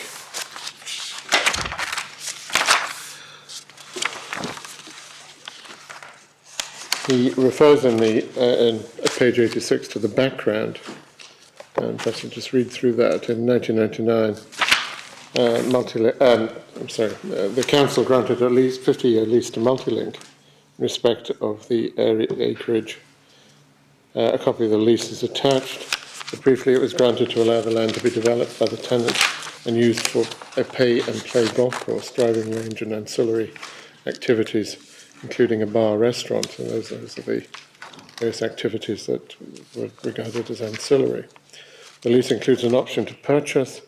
NLC, the council has asked for views as to the valuation methodology under the option and for our opinions as to the market value under the assumption. Carried out a brief external inspection, and then it goes on to say it involves it comprises a golf course, a driving range, some scrubland located on south-facing sloping area of ground in Cumbernauld. Well, we didn't read all of this, but I mean, if you go to the bottom of page 87, they pick up the assumption, and the top of the next page, they're proceeding on the basis that the capital expenditure incurred by the tenants in developing the course so far is disregarded, and you're simply to assume that it's agricultural or open space which is suitable for development, and the critical point for them is, given the planning regime, that may not represent the full market value. And then they look at planning assumptions. That's the crux of it, I guess. In terms of the clause, does one, as it were, stop? Well, he doesn't really quite address the point I made, but the impression one gets is that this is really essentially development value. Development value, yes. I think, yes. So one view is that he does not apply the assumption, whereas the clause provides that he must. Yes, so the point, I think, apparent from the paragraph at the top of page 88, is that he has gone beyond what might be seen to be the strict terms of the clause, which is, if one likes to conflate agricultural land and open space as undeveloped land suitable for development as a golf course. I imagine from a valuer's point of view, if he's looking at it from a full market value point of view on the footing that residential development is a viable possibility, then since the figures for that so overwhelm the figures for valuing a golf course, that these assumptions and disregards and so on would just fade away as being of no consequence. I mean, presumably the building is going to be on the golf course. These buildings are presumably going to be on the golf course. Exactly. So it becomes irrelevant. Then that's exactly the Lord Ordinary's point. Indeed. That's where the Lord Ordinary, at returning to his opinion, as Lord Roger has observed. Well, we've been looking at the column, the right-hand column, page 11, and we've read it now several times. I'm not quite sure that the reasons go much further than that. They do, with respect. They do carry down. Well, we've got paragraph. I know, but we've got paragraph 11 where he's looking at Griffiths,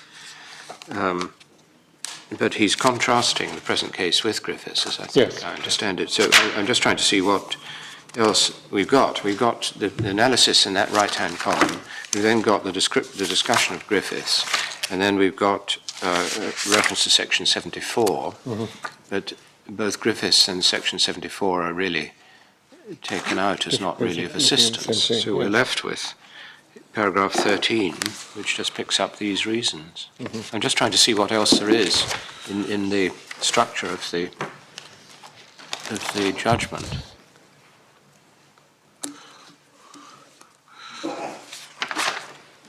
I think I think critical to his reasoning is that he doesn't apply the assumption. He doesn't apply the other side's analysis doesn't apply the assumption, or the valuer doesn't apply the assumption. The assumptions are striking, I must say, that I'm not quite sure what does the last bit of the clause mean, where it says, the landlord shall disregard any improvements carried out by the tenants during the period of this lease otherwise than in pursuance of an obligation to the landlords.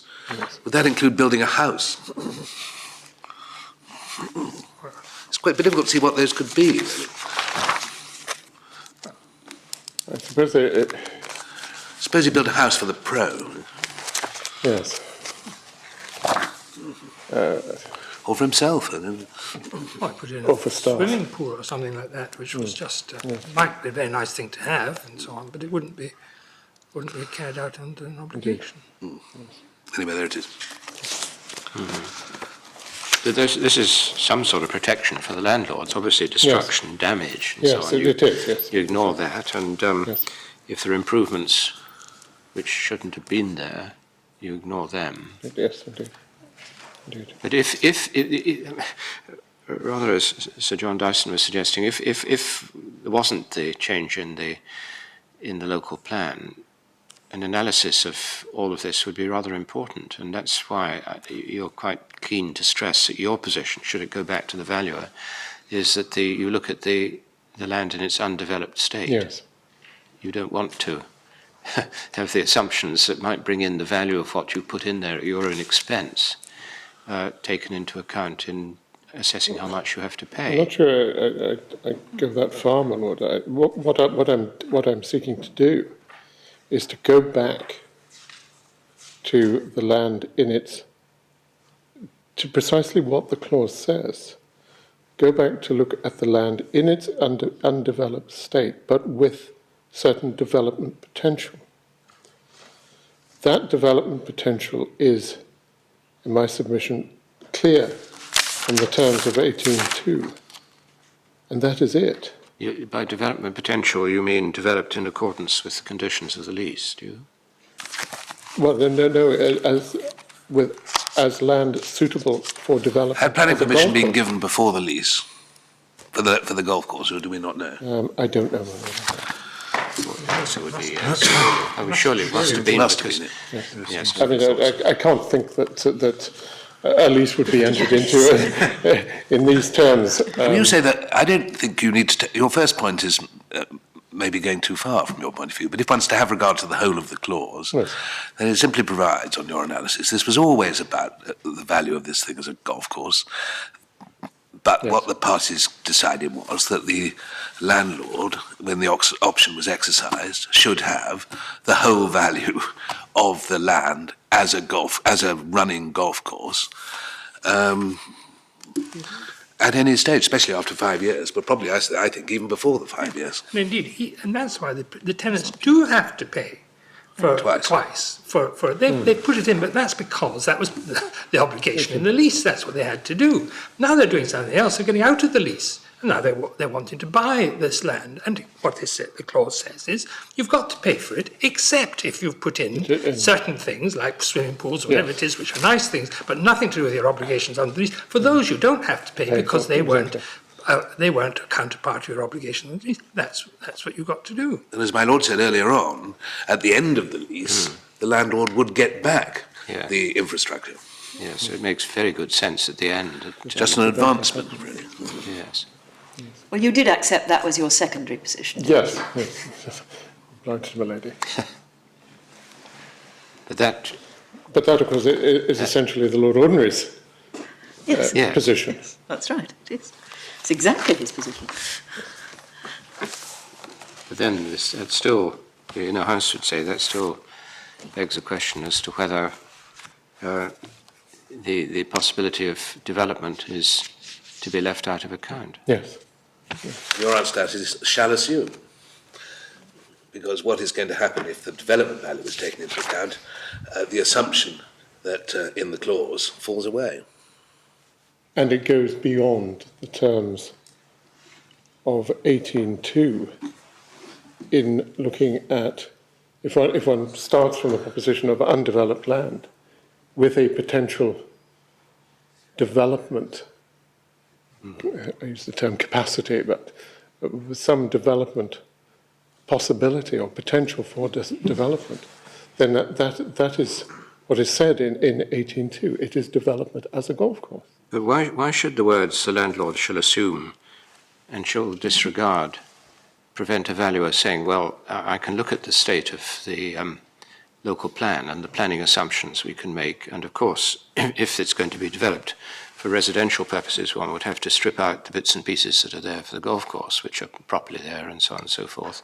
I'm not now valuing this as a golf course on the assumption that that's the only market. Because If I'm placing this property, sorry, can I just complete? If I'm placing this property in the open market, I can see a purchaser over there who wants to develop this for residential purposes, and of course he'll have to do groundworks and so on and so forth, but why shouldn't I take that into account? Because that goes beyond the terms of the clause. Why not? Why do you say that? What is it that stops you doing that? Because the clause, on my analysis, the clause tells the valuer to value the subjects at a particular date, in a particular state, with a development potential. And that development potential alone. Now, one may derive from the whole context of the lease the development potential or assistance in arriving at the development potential, having regard to the fact that the sole purpose for the lease was the development as a golf course.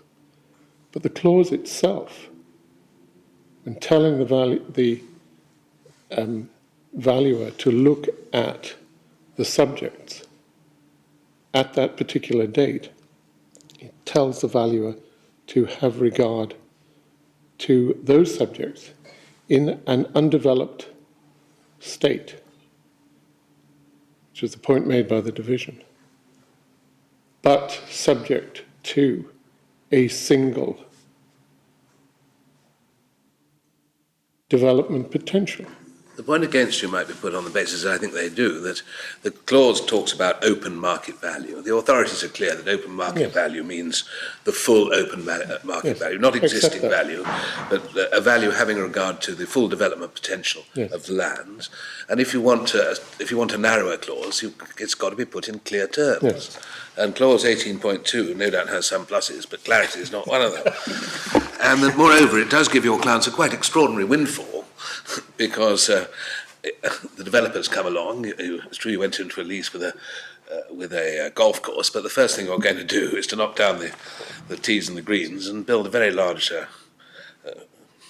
or sell at least, the land for development at very great profit to yourselves and very great loss to the public body that owns it. Well, something along those lines is the case. That is the case, yes. Well, Mr. Gale, I wonder how much more you would like to develop your argument. You said in your sheet you would take 1 hour. I'm not pressing you particularly, but Yes. we've got to aware hear of that, from my lord. Mr. Muir at some point. Perhaps I could just, Lords, allow me a moment just to Yes, of course. to summarise what I have to to say. It is relevant, my lords, my lady, to consider the context in which the lease was entered into. And as the division noted, the lease, when executed in 1999, it was at a time when the subjects of let were undeveloped. They were used, as I indicated, as rough grazing land, and they could probably or properly be described as agricultural land. Secondly, the local authority was and remains the landowner, and it had responsibility as local authority for the provision of recreational facilities, a general responsibility for recreational facilities. And the sole purpose envisaged in the lease was for use during the 50-year currency of the lease of a particular form of golf course. And I've emphasised at the outset of my submissions the the very particular nature of the golf course.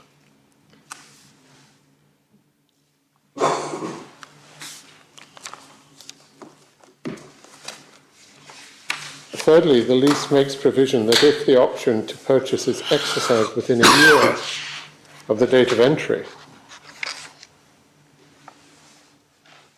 then the contractually agreed option price is £130,000.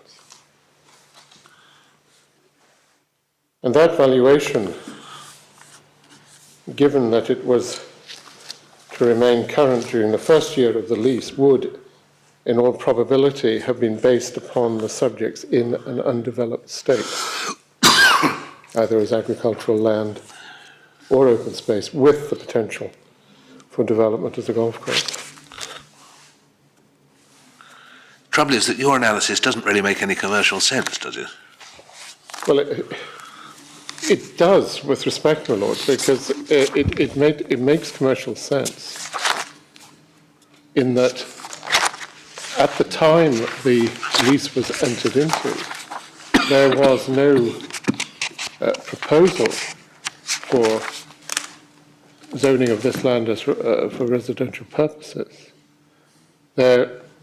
What was being sought to be achieved through the lease was the provision of a recreational facility. So it does, with respect, make commercial sense. Well, that would be all right if there wasn't an option which enabled your clients Yes. to exercise it and then use the land for anything it wanted. Well, I mean, if the lease provided that even after the exercise of the option you had to maintain this as a golf course for 50 years, that would be one thing. Well, but it doesn't. with respect, my lord, that comes back to the qualification on the undeveloped state of the land for the purposes of valuation.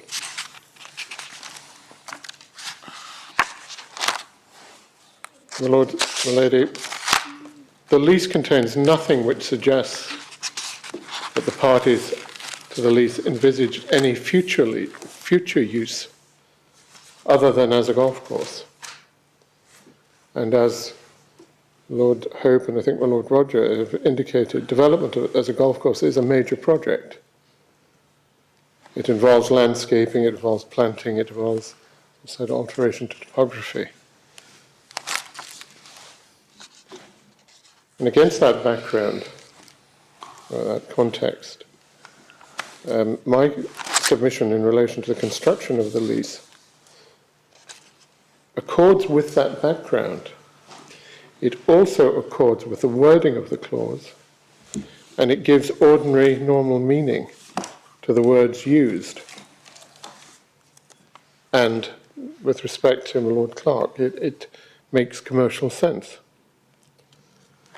Can I briefly, my Lord's mindful of the time, just break down the construction that I suggest. One begins with the first year of the lease. The option may be exercised in that period. It is, if exercised in that period, then it's exercised on the basis of an option price of £130,000. And I suggest that that is on the basis of an undeveloped site. Yes, you've made that point. Which would be the way in which it's then qualified. At any stage after the 12 months, the option may be exercised after the giving of certain notice, where the option price is not less than £130,000.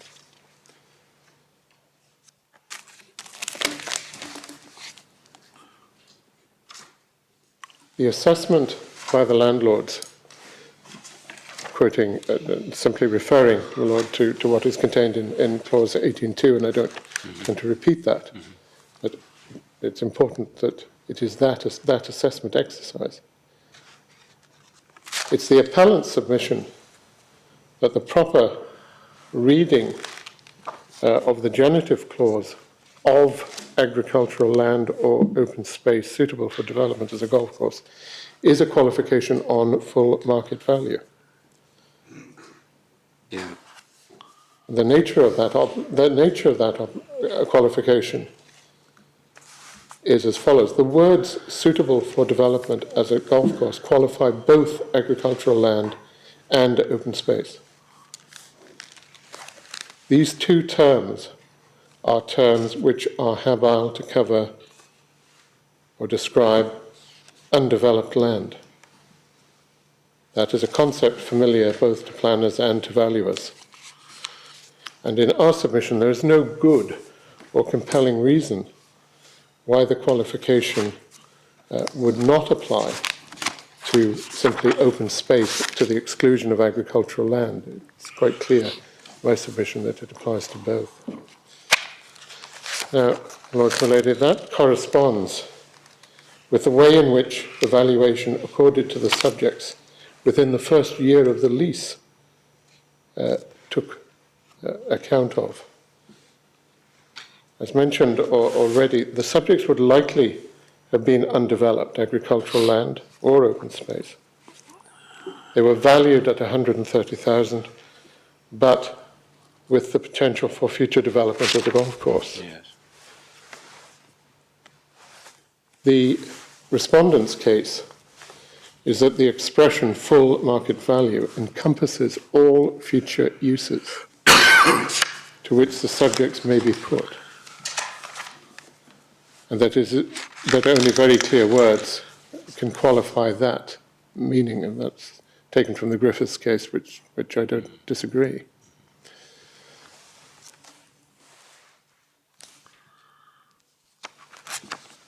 Our submission is that the words of agricultural land or open space suitable for development as a golf course apply a clear and unambiguous qualification to the full market value. And it is a qualification that is well understood in my submission by valuers.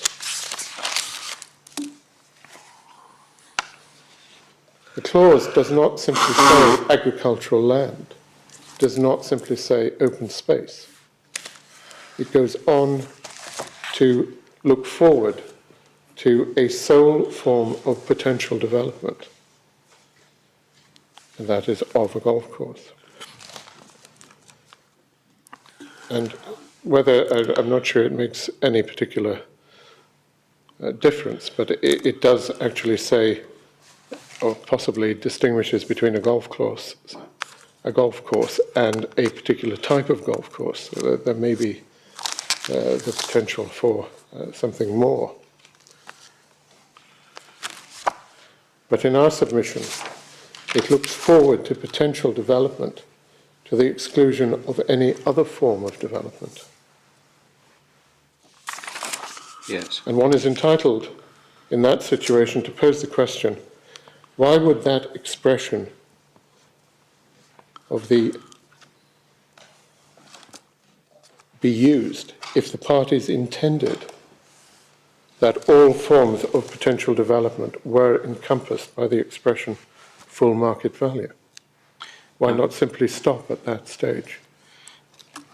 I just want to pick up on one point of detail on that point. If we look at page 31 and 32 of the appendix, we see the averments which the respondents make about the present state, or at least the present state of the structure plan.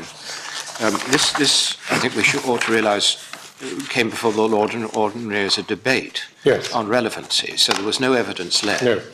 So it all depends on the state of the pleadings. And the averments against you on this point, as I understand it, are really set out at page 19, letter E, talking about the state of the structure plan and so on, down to page 20, letter C of the closed record. Yes. We're not told anything about the state of the structure plan at the date of entry of the lease. No. But would it be unreasonable to infer that the structure plan as narrated there is a change from the original state of affairs as at the date of entry of the lease? So we can take it there was no, it had not been at that stage identified as an area for potential area for housing-led expansion. Yes, I think that is an assumption that my Lord can properly make. The period of time between the date of entry of the lease and this finalised. Yes. I'm sorry, that's the local plan. The structure plan was 2006, so there's probably at least 5 years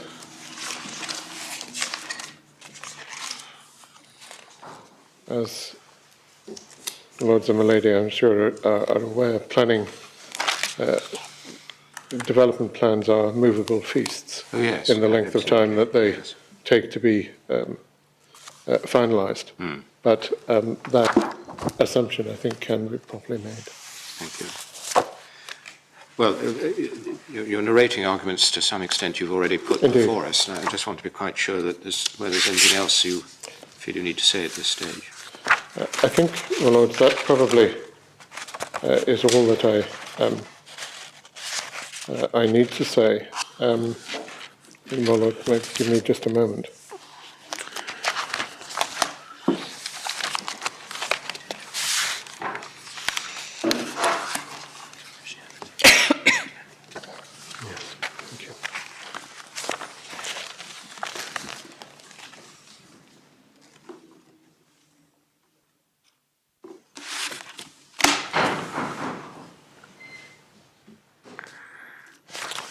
Well, there's just one matter. Malone Jr.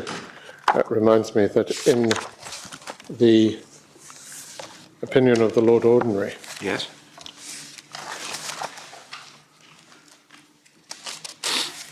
he does refer in paragraph 12, page 12, towards the bottom, after referring to the section 74 argument, reading from the middle of that paragraph, the defenders make no averments of any circumstances existing in 1999 or 2000 which would point to the construction for which they now contend. I see. Yes. For all that is said in the pleadings, the defenders might reasonably have thought in 1999 or 2000 that granting an option to purchase at a price referable to the use of the subjects as a golf course provided the best opportunity of procuring the lease on the terms and at the rent at which it was procured. Absent any averments in the defences, I must assume that they considered the matter properly and acted in accordance with their statutory obligations. Yes. I think it's a useful passage. Well, I suppose that's all in the context of Section 74 and the duty it puts on the local authority there. Yes, but I think it's relevant also to the point that my Lord Clark made in relation to commercial sense. Thank you. Well, Lord, I think anything else I said, I would say, well, it would involve, and I'm conscious of the time, probably a repetition of what I've already said. My Lords, on the basis that of the submissions I've made, I would invite your Lordships to allow this appeal, to recall the interlocutor of the extra division, which was the interlocutor of the 30th of December 2009. And restore the Lord Ordinary's And to restore the Lord Ordinary's interlocutor. Yes. And grant decree de plano in terms of the first, second, third, fourth, and sixth conclusions of the summons. Can you give those again? First, second, third, fourth, and sixth conclusions of the summons. Those are the conclusions which the Lord Ordinary granted decree in terms of. Oh, yes. And in terms of the appropriate pleas in law. Yes. Where do we find the Lord Ordinary's interlocutor, actually? It should be in the retaining print somewhere. Page 7. Right, it's at page 7, my Lord. Page 7, thank you. So we get it at page 29, do we? Sorry, no, we don't. I'm sorry, No, we don't. It's page 7. This way. page 7 is the Lord Ordinary's interlocutor. Right. Thank you. Lords, my Lady, unless there is anything else, I insist, my Lords and my Lady, on those are my submissions. Thank you very much. Mr. Frayne-Bell, do you wish to follow? My Lord, my Lady, I have nothing further to add, and we'll adopt the submissions of my learned senior. Thank you very much. Obliged. Mr. Muir. Yes, my Lord, my Lady, in inviting the court today to dismiss the appeal, I would propose to begin by making some observations about full market value and what, in my submission, is the key point, which is at issue about the valuer's approach. I say that, my Lord, my Lady, because the valuer has been criticised in the present case only on one account, that he has taken into account development potential where it is said by the appellant not to have done so. And that is the rather narrow issue upon which the appeal has been taken. And we see that, I think, if we remind ourselves of what the appellant's statement of case says about, for example, the point made in the extra division at paragraph 26. Because as I think earlier on this morning, my learned friend agreed, the appellants accept that the state of the subjects to be assumed for the purpose of the valuation exercise is that of agricultural land or open space suitable for development as a golf course. And as paragraph 6 of the appellant's statement puts it, to that extent, the appellants are not in disagreement with the view taken by the inner house at paragraph 26 of its opinion.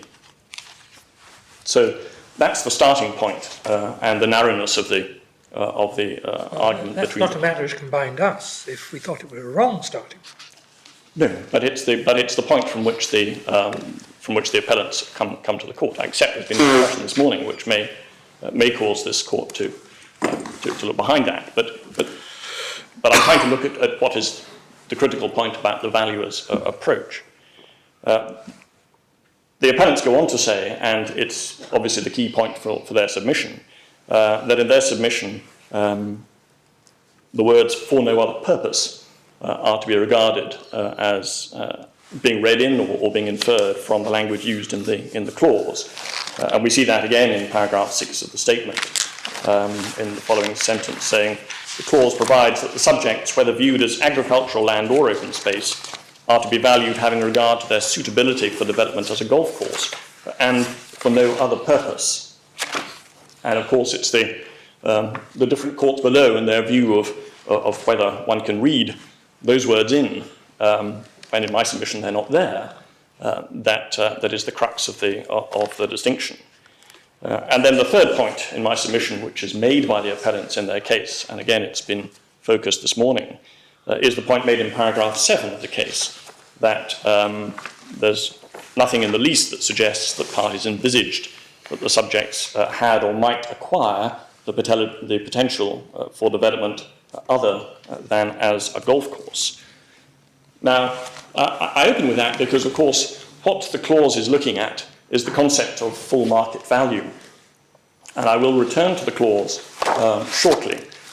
But in my submission, it's important to note that the concept of full market value is something which courts have understood and discussed in the past. And the words require to be given some meaning. Principal one in my submission is the concept of a market. The valuer has to deal, as one would expect a valuer to deal as a professional man, with the concept of market. And the market involved in this case is not simply a market in some sense fixed by the terms of an agreement between the parties. The valuer is still having to look at what the market would bear for the particular land. Now, against that background, in my submission, one has to ask oneself, can the words "suitable for development as a golf course" be seen as as deleting all reference to other matters which may have development value? Therefore, one asks oneself, my lords, my lady, what does this clause not say? Because it does not say suitable for development only as a golf course. It doesn't say suitable for use or for use only as a golf course. The clause does not say unsuitable for other uses or unsuitable for housing development. And as the discussion this morning made clear, there is no restriction upon the use to which the purchaser under the option agreement can put the subjects.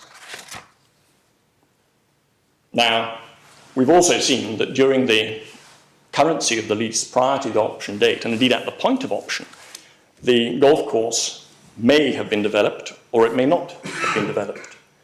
There may indeed, under clause 9, have been created some other use on the subjects, which is in use at the time that the option is exercised.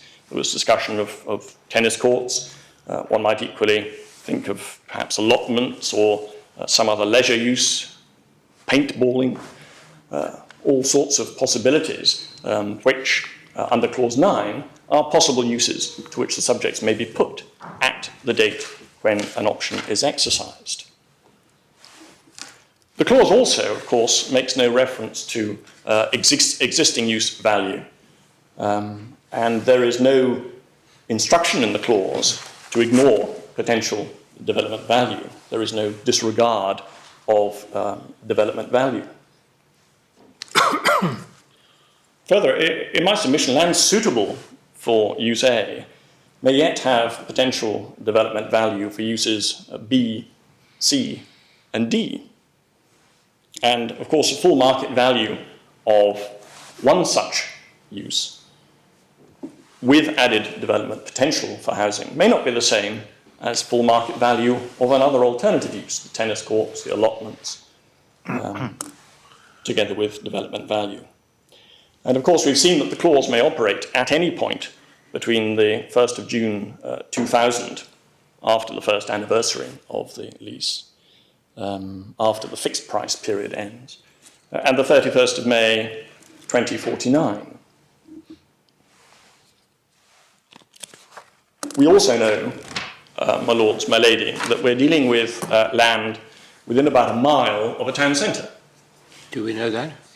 Well, we know that from the plan which is annexed to the title sheet, which is contained in the appendix. Page 75 Yes. of the appendix gives us sight of the plan attached to the title sheet. Cumbernauld is the urban expanse at the left-hand side of the page, and the shaded area. The valuer says that's page 86. Yeah. Indeed, I'm obliged. The valuer makes reference to that again at page 86. 1 mile east of the town centre, in a predominantly rural area. Yes. What was the zoning of this at the time? At the time of the lease being entered into, Yes?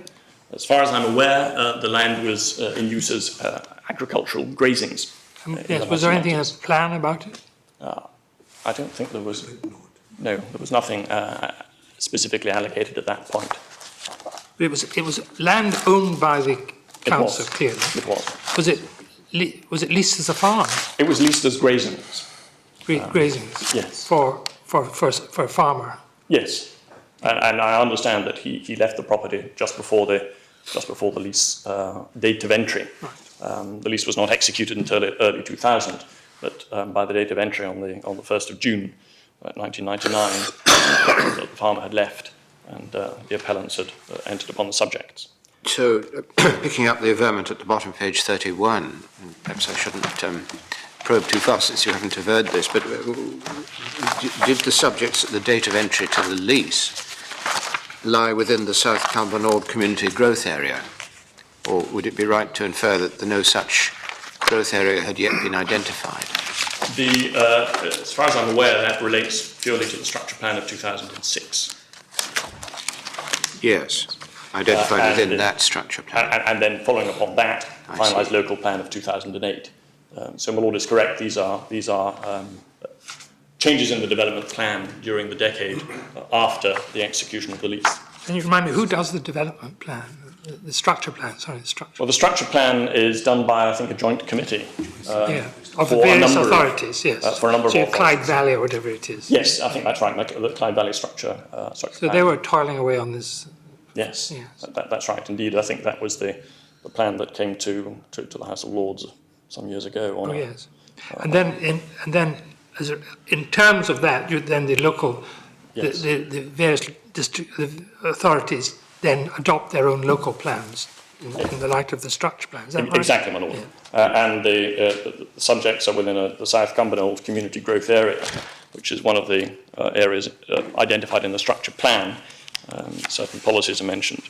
And then the draft local plan identifies the area as a potential area for housing-led urban expansion, which fits precisely with what's anticipated in the structure plan. Now, these documents are not reproduced, and the Lord Ordinary didn't have them before him, did he? Yes, they have been. They have all been. Oh. They have all been produced in the courts below. But given the narrowness of the point taken, I see, It wasn't yes. felt necessary to Right. escort with the documents. Thank you. It's accepted Yes. that they apply, those are the dates when they came in, and it's accepted that the valuer would be right to give development value if that was something which it was within his purview to. So anybody reading the structure plan would find out the history of the use of the land prior to the date when the structure plan was being compiled, I imagine.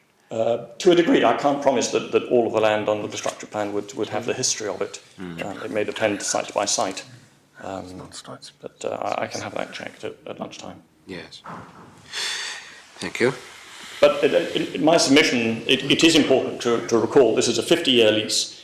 The tenant may ask for a different user under Clause 9. There is no restriction on the use after any option to purchase. And as we have seen, the land is within a mile of the town centre of Cumbernauld.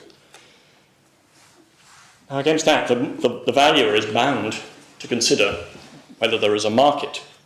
And as I have already said, the concept of a market suggests willing buyers, willing sellers, and one is looking not simply at these parties, plainly, one is looking at a market for development land by the time the valuer comes to look at it, unless he is told to strip out any such development potential. And the other word, of course, is the concept of full.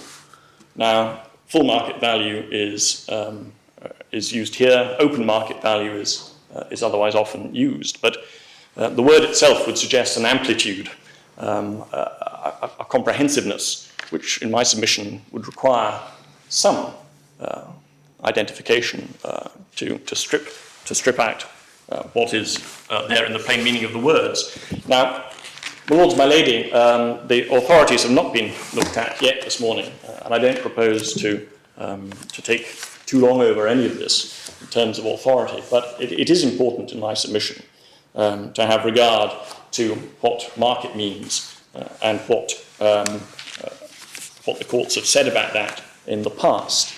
On the concept of the need to have regard to all of the market and not stripping matters out, there is at tab 5 the Court of Appeal decision in Griffiths and Cave, which was the one looked at in the two courts below.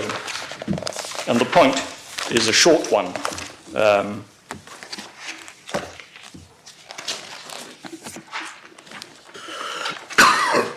At page 11 of the report, in a quotation from Justice Chadwick, toward the bottom of the left-hand page there, page 11, or Justice Aldous quotes from Chadwick and notes firstly that, right, 6 lines down, if that had been the intention of the parties, it could readily have been achieved either by referring to the existing use value of the subject land or by including the words by reference only to the existing agricultural use. So it's a reminder that construing contracts, one would expect available words to be used in the event that that one wants to make a particular exclusion. And without going to it, I should say very similar remarks are made by my Lord Roger in the case Bank of Scotland, which is at tab 2, where at page 662, I think my Lord made the point, had the parties wished to delimit the range of costs in this way, they could have used the phrase used by the Lord Ordinary or something similar. So it's the same point which my Lord Roger makes in Bank of Scotland at 662, letter D.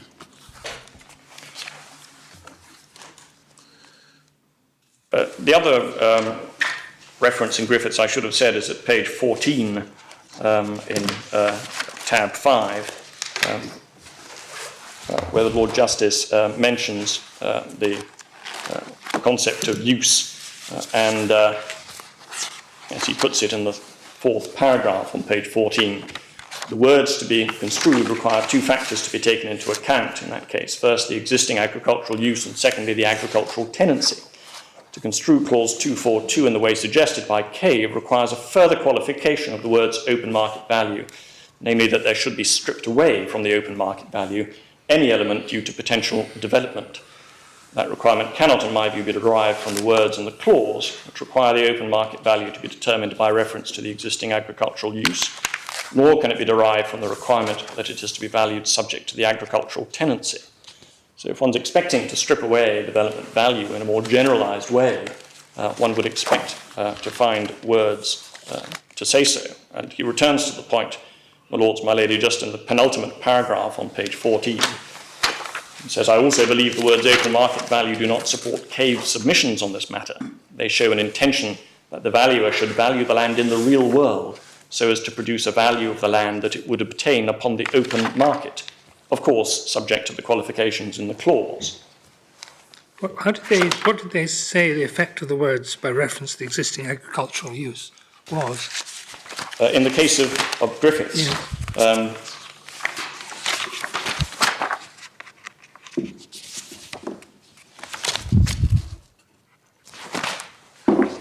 well, in that case, it was a case concerning.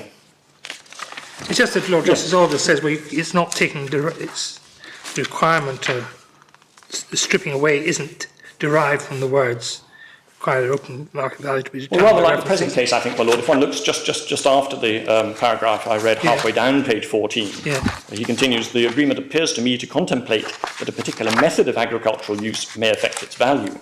But that cannot mean that the potential value derived from development should be excluded.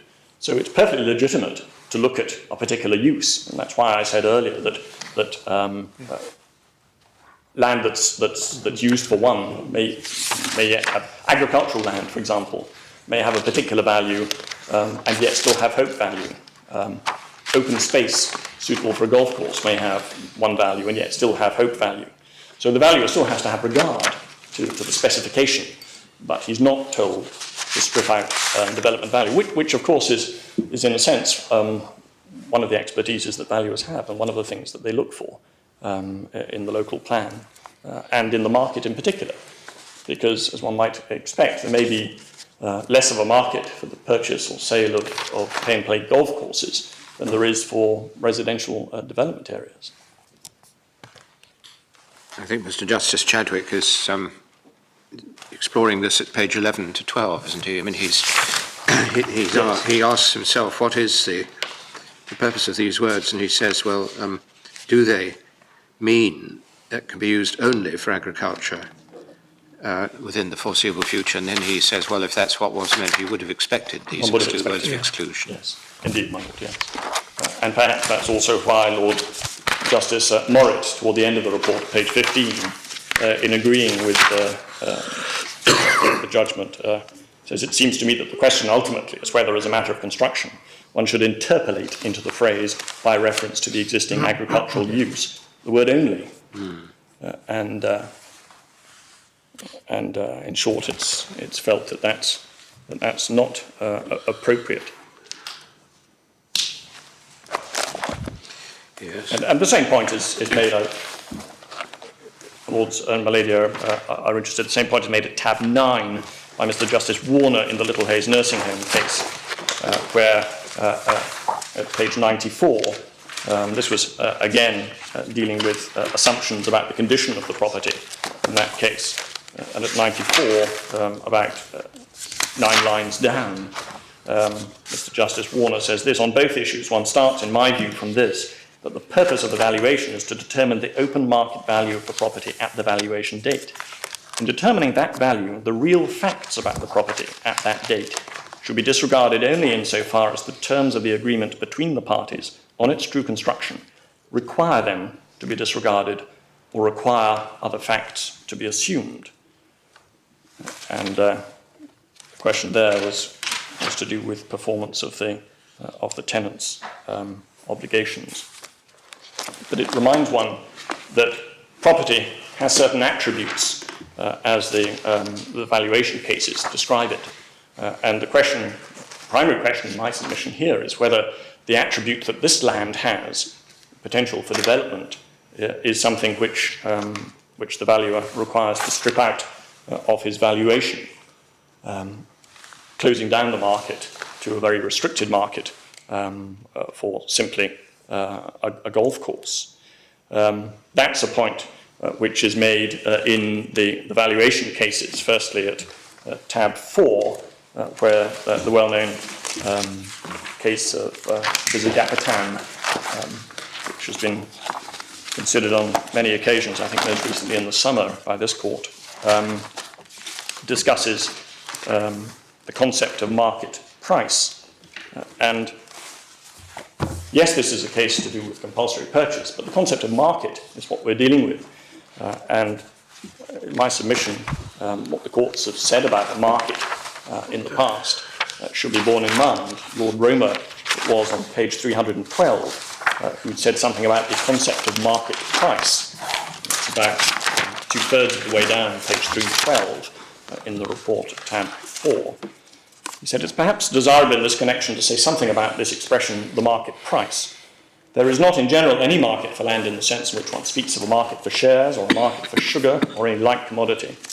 The value of any such article at any particular time can readily be ascertained by the prices being obtained for similar articles in the market. In the case of land, its value in general can also be measured by a consideration of the prices that have been obtained in the past for land of similar quality and in similar positions, and this is what must be meant in general by the market value, section 23. But sometimes it happens the land to be valued possesses some unusual and maybe unique features as regards its position or potentialities. In such a case, the arbitrator, in determining its value, will have no market value to guide him, and he will have to ascertain as best he may from the materials before him what a willing vendor might reasonably expect to obtain from a willing purchaser for the land in that particular position and with those particular potentialities. For it has been established by numerous authorities that the land is not to be valued merely by reference to the use to which it's been put at the time at which its value has to be determined, reading short, but also by reference to the uses to which it is reasonably capable of being put in the future. No authority indeed is required for this proposition. It is a self-evident one. And that's picked up in Spiros, is it? It is our obliged model, yes. Perhaps just to tab 13. Complete this at tab 13. Yes. We have the recent decision of the Appellate Committee in Transport for London against Spiros. And it's picked up, firstly perhaps in Lord Scott's opinion, beginning at page 1800 in the report. And he's looking at the end of paragraph 2 to rule 2 in the compensation rules, the value of land to be the amount which the land, if sold in the open market by a willing seller, might be expected to realise. It's obvious that once land has been made the subject of a compulsory purchase order and notice to treat has been served by the acquiring authority, the value of the land to the seller in the open market cannot be ascertained by an actual sale. The market value becomes a matter of valuation. And for that purpose, a hypothetical open market has to be assumed, and the attributes of the land for the purposes of the hypothetical sale in that market become important. And at 4 below, bearing in mind the importance of development potential in the assessment of market value, it is not surprising that sections 14 to 16 of the Act provide for certain assumptions about planning permission to be made. None of them, he says, is relevant in the present case. But at 5, paragraph 5, he says, nonetheless, section 14 expressly keeps open for the expropriated owner the right to have included in his compensation the value to be attributed to any development potential the land may have. This compensation does not have to be confined to the existing use value of the land. That's simply reminding oneself of the different expressions. And as he puts it further down that page, page 7, he talks about the premium for certainty, and we plainly have that here. The valuation here, my lord, my lady, is not included on the basis of planning permission for housing, but rather the valuer has taken a view as to what the appropriate uplift is for development value simply on the basis of the local plan. In my submission, it's interesting that he says at paragraph 8 on page 1801, 4 lines down, a search for the market value of land at a particular date must take account of the attributes of the land at that date. My submission really is that this land, one of the attributes of this land is that it is zoned for specific development in the development plan. And that is an attribute which, my submission, should be taken into account unless there is clear wording to tell us that the value... But none of this is in dispute. This whole case about the true construction of clause 18.2. Well, I felt this morning, my lords, my lady, that some of the discussions, I think my lord Hope in the chair pointed out, it's important to understand the clause because it may go back to the valuer. But when it comes to the question of whether development value is to be disregarded or not, one really is simply looking at the appellant's construction of these opening words, because the assumptions, the disregards, in my submission, are unlikely to have much effect on the valuation. The real key point is whether the words which have been looked at, this genitive clause of which has been discussed, requires one to strip out the development value. And to that extent, that is the issue between the parties. And to that extent, some of the discussion about the precise piecing together of this clause is really superseded by that. Well, would that be a convenient point at which to break? Yes. Well, we look forward to seeing you again at 2 o'clock.